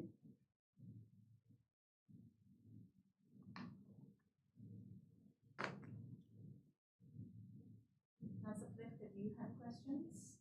Strategic Community Plan. In relation to that, I'm glad to agree with Councillor Carter. It is a fairly broad document, and a lot of things that can fall within those 3 categories. I suppose the only question I have is, in terms of existing resolutions of council, if those are inconsistent with the new strategic community plan, is it incumbent on us to reconsider those sort of standing aspirational sort of statements of the council's position on particular issues? If those are inconsistent with the strategic community plan, do we need to do something about that? through you, Madam Mayor, without having the specific resolutions in front of us, it's hard to say, but I'd say broadly yes. I suppose that is part of the inherent danger of having broad ideological positions embedded into council resolutions as opposed to council adopted policies or the SCP or the CVP or some enduring document. So that is an issue. If there was a clear inconsistency between a previous resolution of council and the current or any future version of the SCP, it would be reasonable to reconcile that inconsistency so the community and council and staff have a clear idea about council's strategic direction going forward. I've got a concrete example will materialise in the next items. So that's the recommendation for this committee. So we can have that discussion at that point. Thank you, Councillor Clifton. Any other questions from councillors? Okay, with that note, we'll move on to 9.10, proposed targeted underground power program for Bassendean. Mr. White, your favourite. Thank you, Madam Mayor. There's a little bit to get through with this one, so I might seek your indulgence. Cut me off if I'm rambling for too long, but the purpose of this report, of course, is for Council to consider entering into an MOU with Western Power for a targeted underground power program, or a TUP, in Bassendean with the sliver in Eden Hill. Follows on from obviously the last poll ceremony held this week to mark the completion of the most recent underground power program in Eden Hill and parts of Bassendean. The earlier program was an NRUP program, a Network Renewal Underground Power Program, and the differences between the NRUP program and the proposed TUP program are outlined in the officer report. To date, Western Power has provided the town with an E30 cost estimate, which is accurate plus or minus 30%, as we've talked about before, and the town has estimated the potential cost to residents on that basis, although the estimate is necessarily based on incomplete information and assumptions at this early stage. And again, details are in the report. Western Power and the town co-presented a community information session in Old Perth Road on the 5th of October, and on the 15th of November we wrote and sent a short survey out with some preamble to property owners within the project area. A copy of the flyer distributed at the community information session, as well as the survey, are attached to the report. And as detailed in the report, the town received 200 online surveys and 44 surveys by mail. There's a slight change to this, but I'll run with this for the moment. And those responses demonstrated strong support for the proposal, with 184 or just over 75% of respondents in support. The online survey responses are broken down further in the report, shown in the charts that are on page 57 of the briefing papers. And at the time of preparing the report, only 2 days had passed since the survey closed. So since preparing the report, we've completed the analysis of the paper survey responses. 2 of those were found to be duplicates, resulting in a total of 200 online surveys and 42 survey responses by mail, so 2 less. Support for the proposal by those who submitted an online survey was slightly higher at 77% than those who provided a survey response by mail, which was 69%. For those who were against the proposal, many respondents cited the cost of the project as the reason, with drivers being either the cost is substantial in difficult economic times with rising prices and interest rates, or that the cost should be borne by the state and or the local government. Nearly there, just a few things since the report. Over the last day or two, all of the 151 comments that were received have been examined, and an officer comment has been prepared in response to each of those. This will be finalised in time for the council meeting papers to go out this week, so the council will have the benefit of all of those community comments in full, along with that officer response prior to making its decision. So the MOU is the next step in the process. Should council resolve to enter into the MOU, Western Power will then engage in project planning and design, and they'll come back to us with a co-funding agreement, which will be supported by an E10 cost estimate. So that's accurate to plus or minus 10%. That's scheduled to happen in early 2024. And obviously the co-funding agreement will then be presented to Council for decision at that time. And if Council resolves then to proceed with the project, construction, according to the latest information provided by Western Power today, is expected to commence in the middle of 2024 and to take approximately 13 months. And just to reiterate, should Council resolve not to enter into the MOU with Western Power, Western Power has advised that they will replace the overhead infrastructure with like-for-like as and when required under their usual maintenance program. And if that occurs, the town may not have another opportunity for affordable underground power in the project area for 40 to 50 years. I'm happy to take questions. Thank you, Thank you. Mr. White. Councillor McLennan. Thank you for that.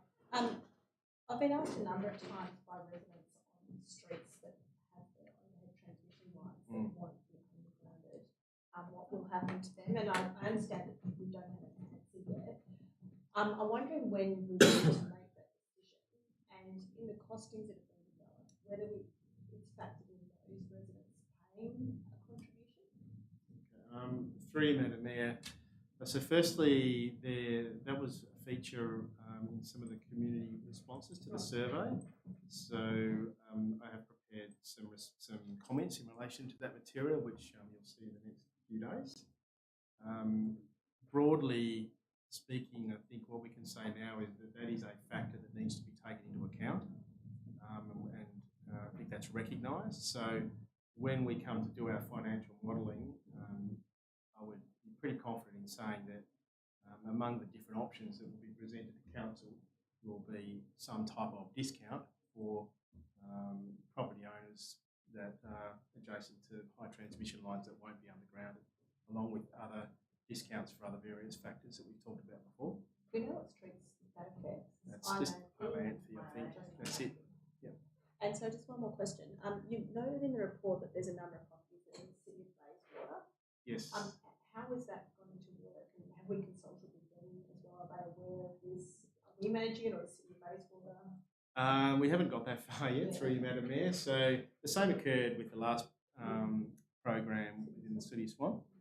And what ultimately happened there was that those properties were excluded from the Town of Bassendean project, and Western Power liaised directly with the City of Swan. We'd be pushing for the same outcome for this particular project. Either way, it's something that's fairly easily managed because of the very small number of properties. So whether it's whether we achieve the same result as we did last time, or whether there's a little bit of administration that needs to occur between the City of Bayswater and the town, I think that can be worked through. Can I just do a follow-up question, Councillor McLennan? On Anthe Street is the one with the transmission lines, and it does have a significant number of properties in there. Has there been any sort of analysis of the number of properties in that street compared to the balance of the area? Thank you, Madam Mayor, and through you. No, that's the danger of providing figures at this early stage. You know, we've been given a boundary by Western Power. So we have taken that project boundary and used our GIS data and our rates data and come up with the best listing of properties that we believe are within the project area, and we've liaised with Western Power in that regard. And it's probably not perfect at this point. There are probably some errors in the database.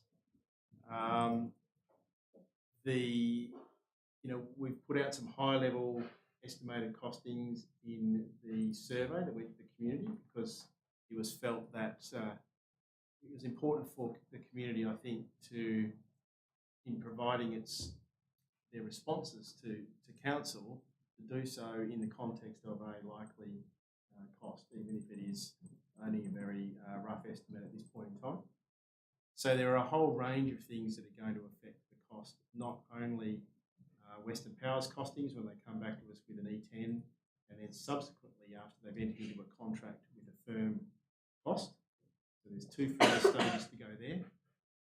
But also the town needs to do a lot of work in terms of which type of connection is required, how many properties require an underground consumer mains connection and how many don't, the makeup of multi-unit development sites and any other sort of special dispensations that council might be minded to make, for example, residents of Ilanthi Street and so on and so forth. So there's a lot of work that needs to happen before we get to a point where we will be able to have answers to all of those questions. And I think, importantly, as we firm up this information, I think what we can do is keep coming back to council and keep coming back to the community to keep them informed if council decides next week to enter into the MOU.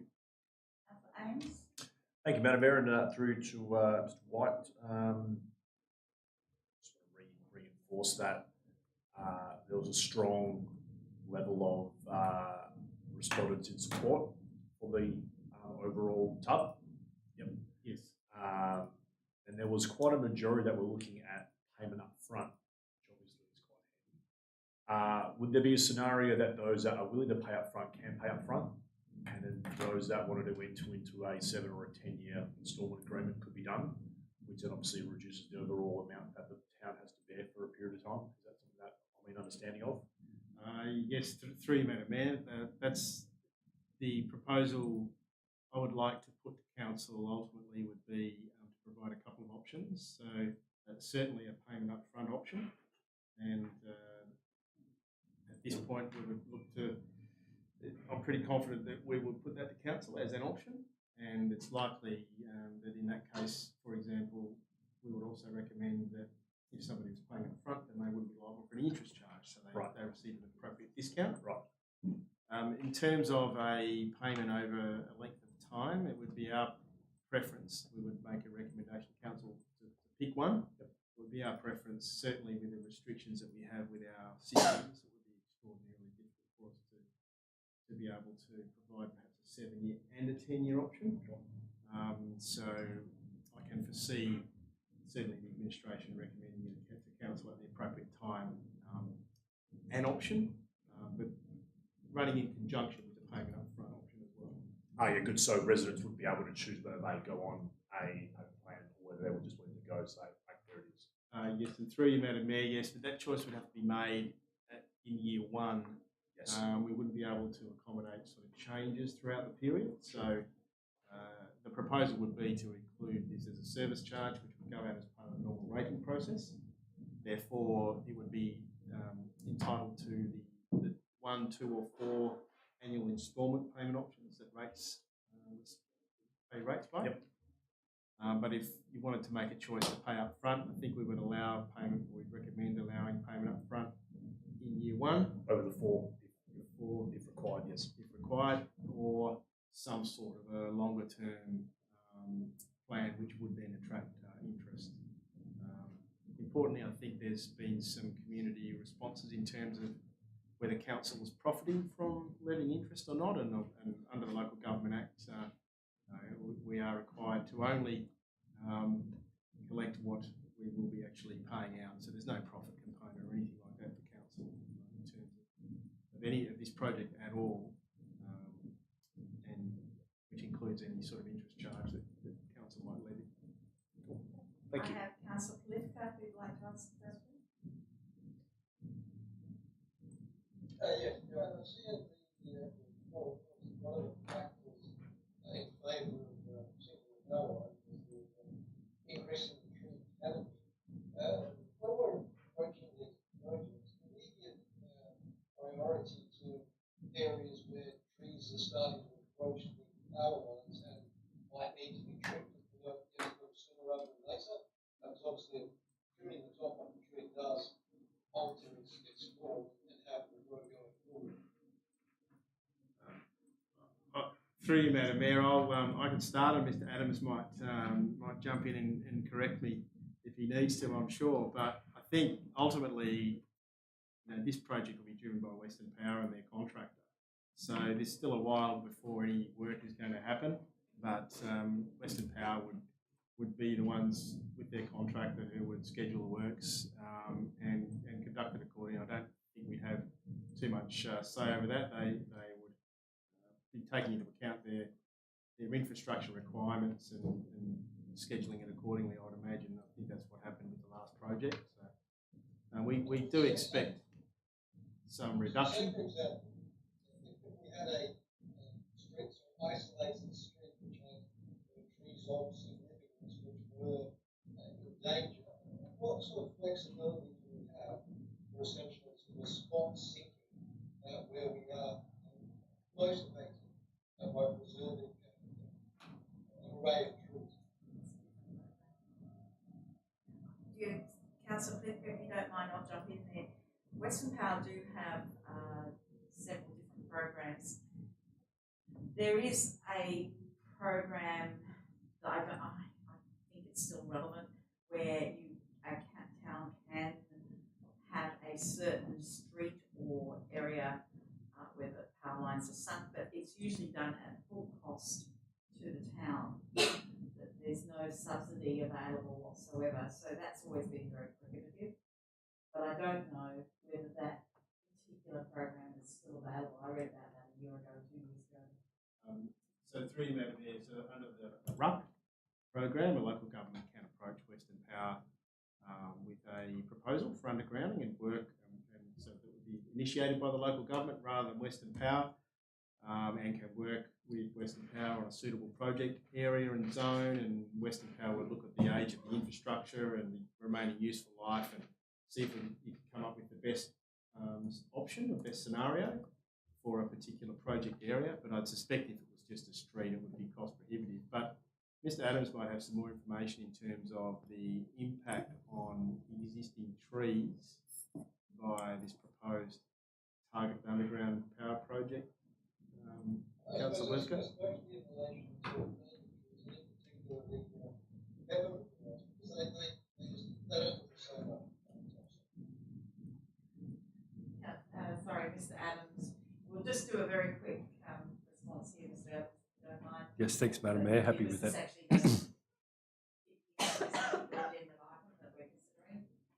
Yeah, thanks, Madam Mayor. The trees aren't really the driver, as Director of Corporate Services Paul White explained. It's really the network, the Western Power network. Of course, the town can go and request certain areas to be undergrounded, but that is extremely much more expensive than being undertaking it in this manner, where it's just where it's network driven. So I wouldn't really consider that to be an approach for the town.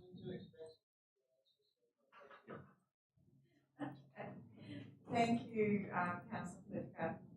Thank you, Mr. Adams. So, councillors, unless we've got more questions, we'll move on to 911. And that is Ms. Shaw. Thank you, Madam Mayor. The purpose of this report is to receive the minutes of the inaugural Arts, Culture and Events Committee. The committee was established by Council at its September ordinary meeting, and Councillor Ames and Councillor Carter have been appointed the presiding member and deputy respectively. So congratulations. The committee discussed a range of items, predominantly focused on ensuring there is a strategic approach to the delivery of arts, culture and events in future. This will ensure appropriate resources are available to deliver the actions and to meet the community expectations in this respect. The committee also discussed Australia Day 2023 and noted that the town has actually since been successful in receiving an $18,000 grant to contribute towards the celebrations on the day and for the required citizenship ceremony. Council is requested to consider and determine the recommendations put forward by the committee as contained within the recommendation within the report. Thank you, Ms. Shaw. Councillors, questions on this item?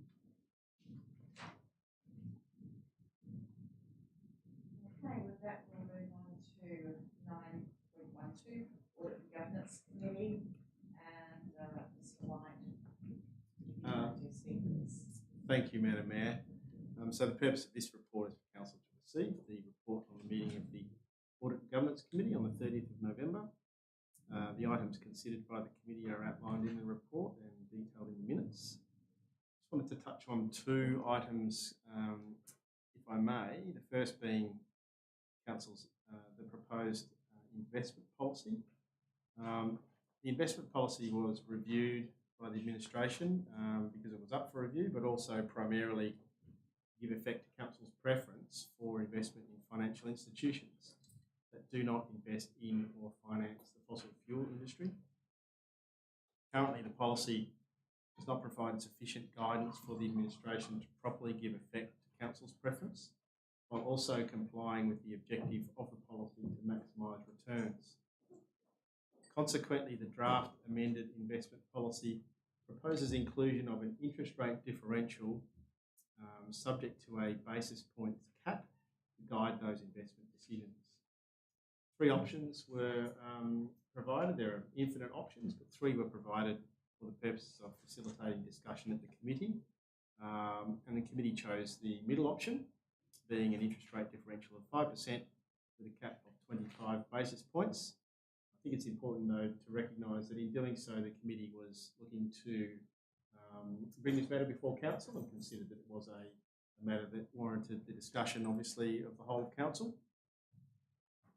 More broadly, while the core components of the investment policy remain valid, it's considered that a major review of the policy is required to simplify it and bring it into line with the town's other more recent policies, remove provisions that are incapable of application in practice, and remove some unnecessary content.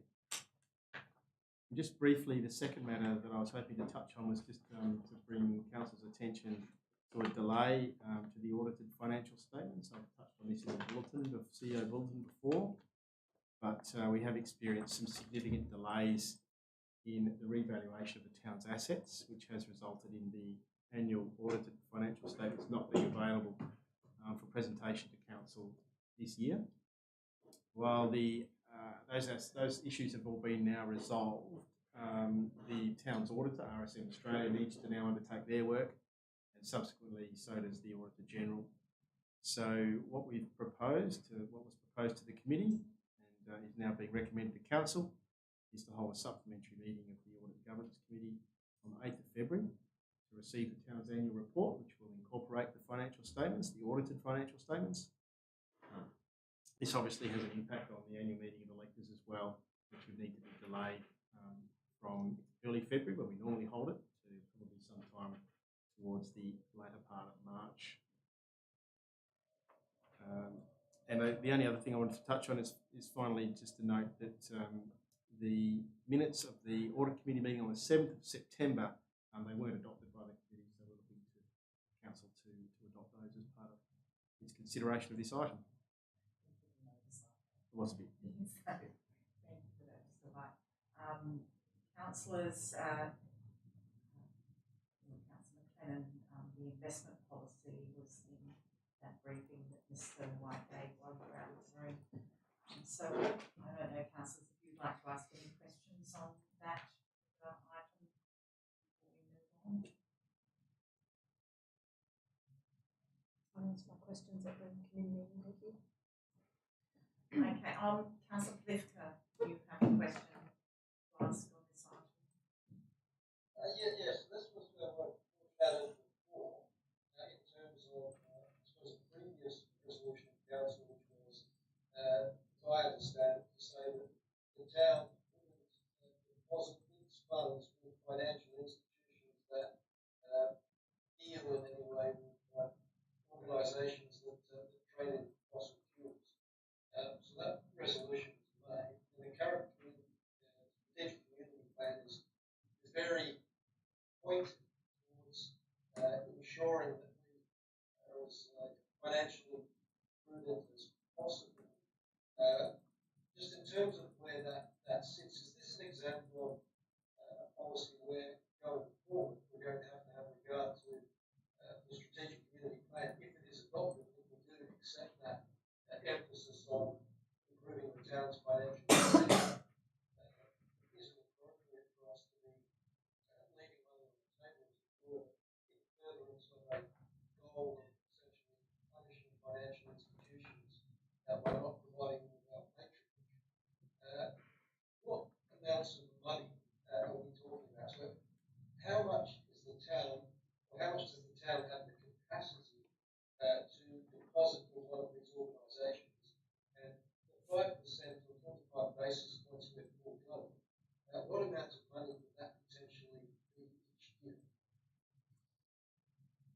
Okay, so through you, Madam Mayor, I suppose just in terms of the first part of the question, that I think is a great example of the balancing act that council has to engage in when making decisions in terms of the strategic community plan. So, you know, by bringing financial sustainability considerations a little bit more prominently in terms of the layout of the strategic community plan, it's not suggesting that the only important thing is money.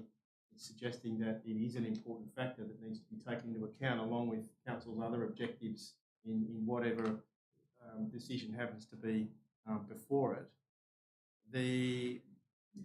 In terms of the amounts of money, they were included in the report to the committee. I'm just getting that up on the screen at the moment.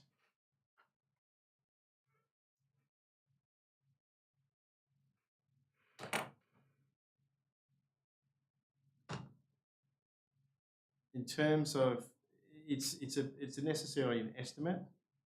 The total funds that the town has under investment in 21-22 averaged 15.5 million, and obviously the amount depends on the time of year because as soon as the first rates instalment's paid, it goes up, and then obviously during the latter part of the year when rates income ceases, we're required to draw down for cash flow. The maximum theoretical loss I've outlined in the report to the committee in terms of the option, the middle of the range option that's before council at the moment. The maximum theoretical loss is 38,750. That assumes that interest rates are over 5% and that the 25 basis points cap has kicked in. Assuming an average interest rate differential from fossil fuel lenders of 3%, and assuming that 60% of the town's funds were invested with non-fossil fuel lenders, the maximum loss in revenue from option 2 would be just under 14,000. I would suggest in practice it would be less than that, but because we would struggle to achieve 60% consistently, but yeah, it's somewhere in that vicinity. Well, just in terms of that, the calibre of the lenders to whom we would have to deposit our funds, obviously there's A+, so we're still talking about very reputable lenders.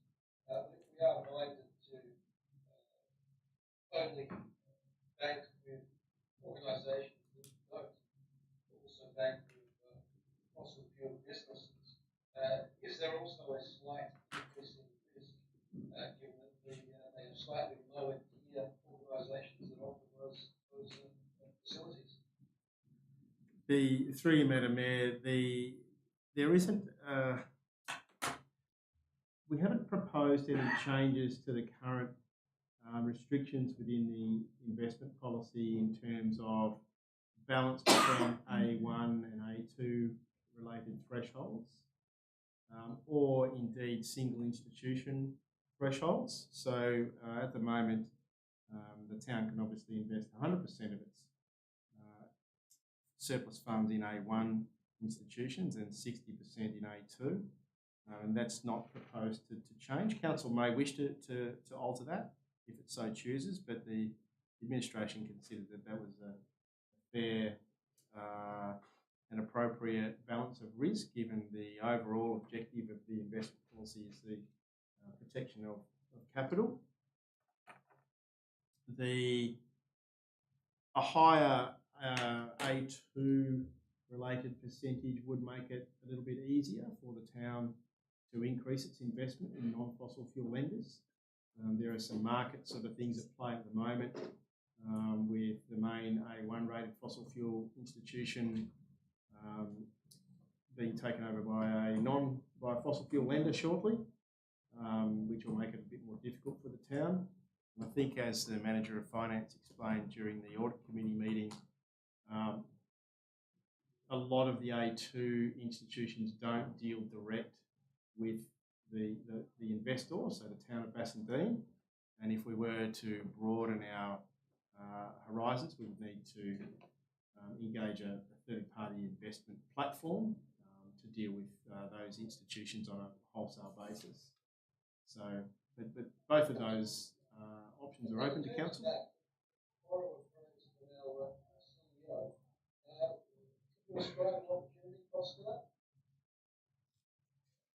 To an opportunity cost.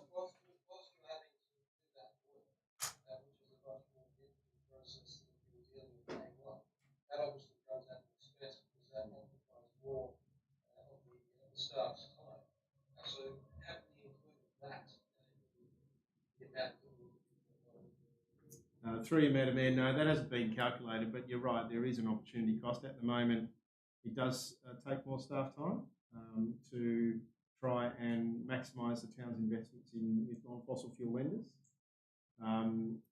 The use of a investment platform would actually counteract that. It would save staff time, but there would be a direct cost associated with having to pay for the use of that platform as well. So there'd be an opportunity cost in a positive one and a negative one. But it would be simpler and quicker and easier for staff just to invest in A1 fossil fuel lending institutions.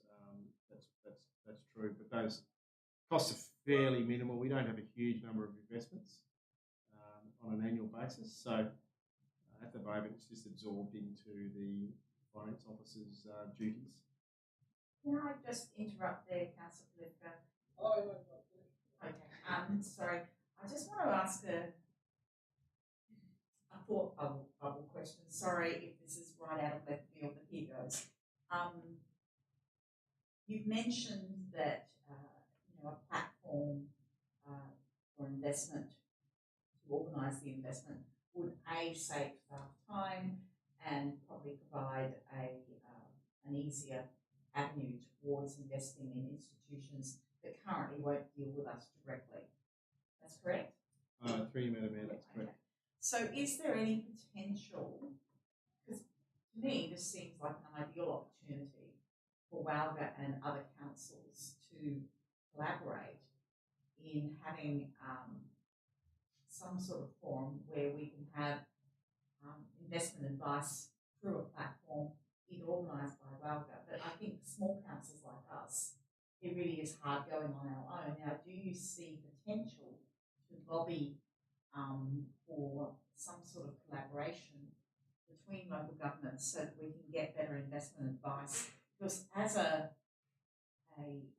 tier of government that has a substantial amount of money that is invested in financial institutions, I think this would be something that's worth investigating through Walga. Would you agree with that? Or? Through Madam Mayor, I think there are already products in the marketplace.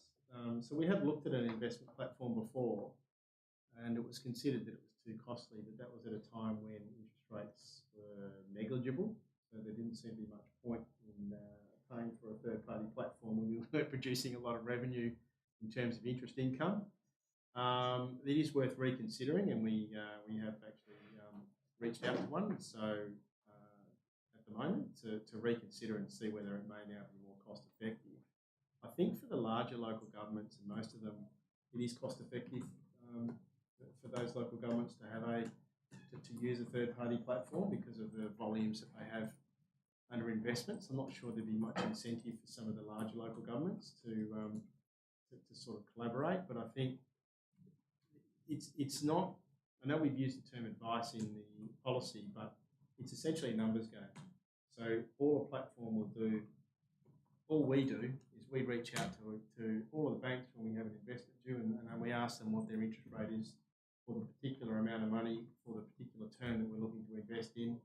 They provide those, we choose one, we make the investment.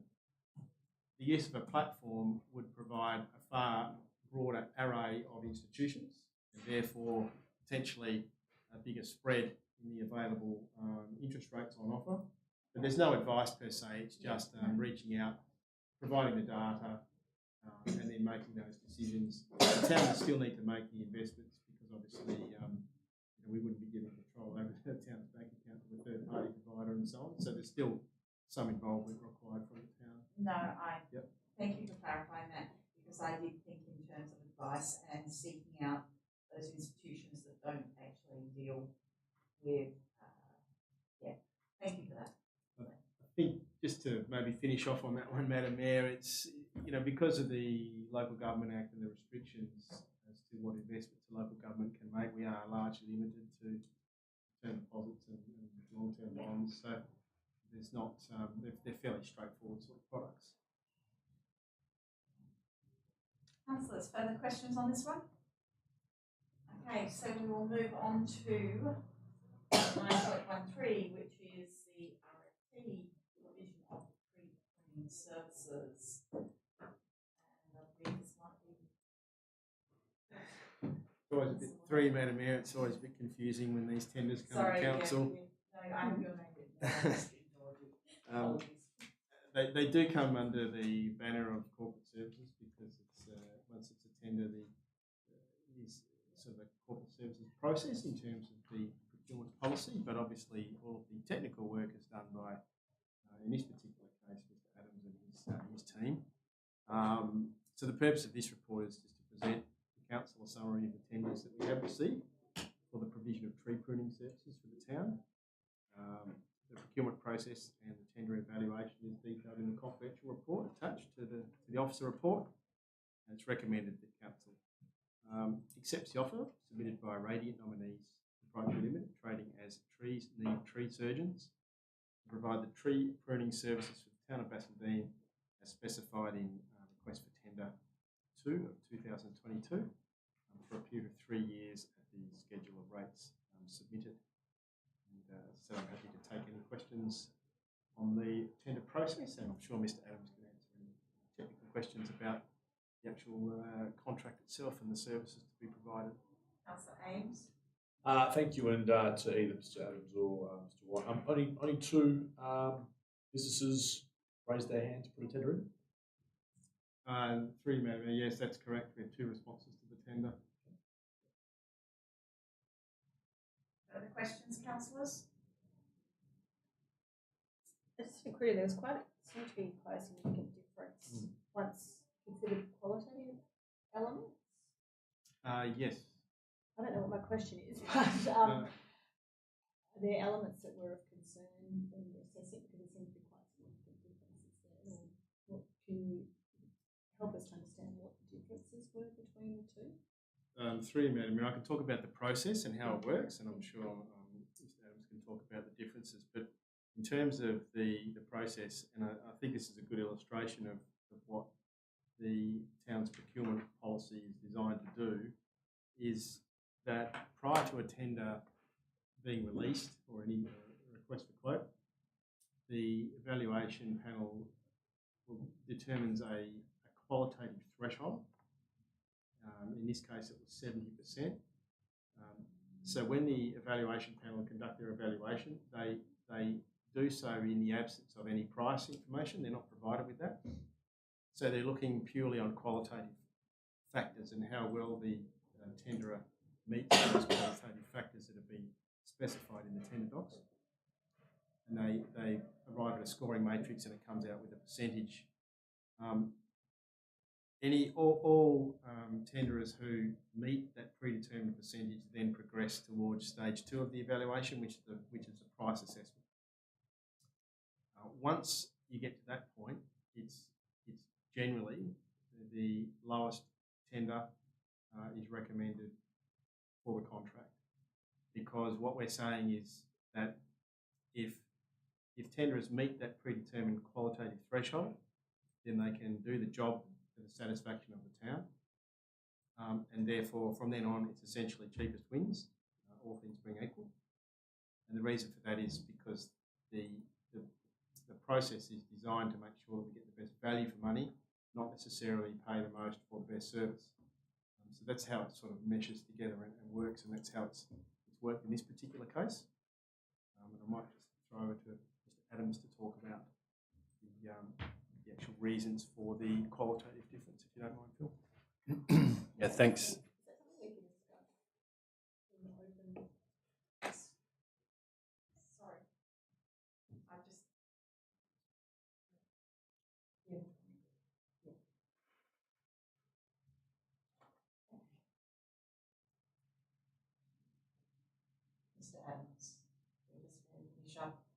this item very quickly, but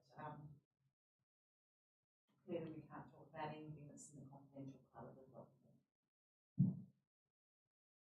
I suppose to Or could we not just turn the recording off and We can, well, what we could do, I've already flagged that 9.2 is going to be confidential. Item 10 is just notice which previous notice has been given, which I don't believe there are any. So we could have a move to go behind closed doors. Sorry? Session. I can't hear you. Briefing session. Yeah. So we turn off the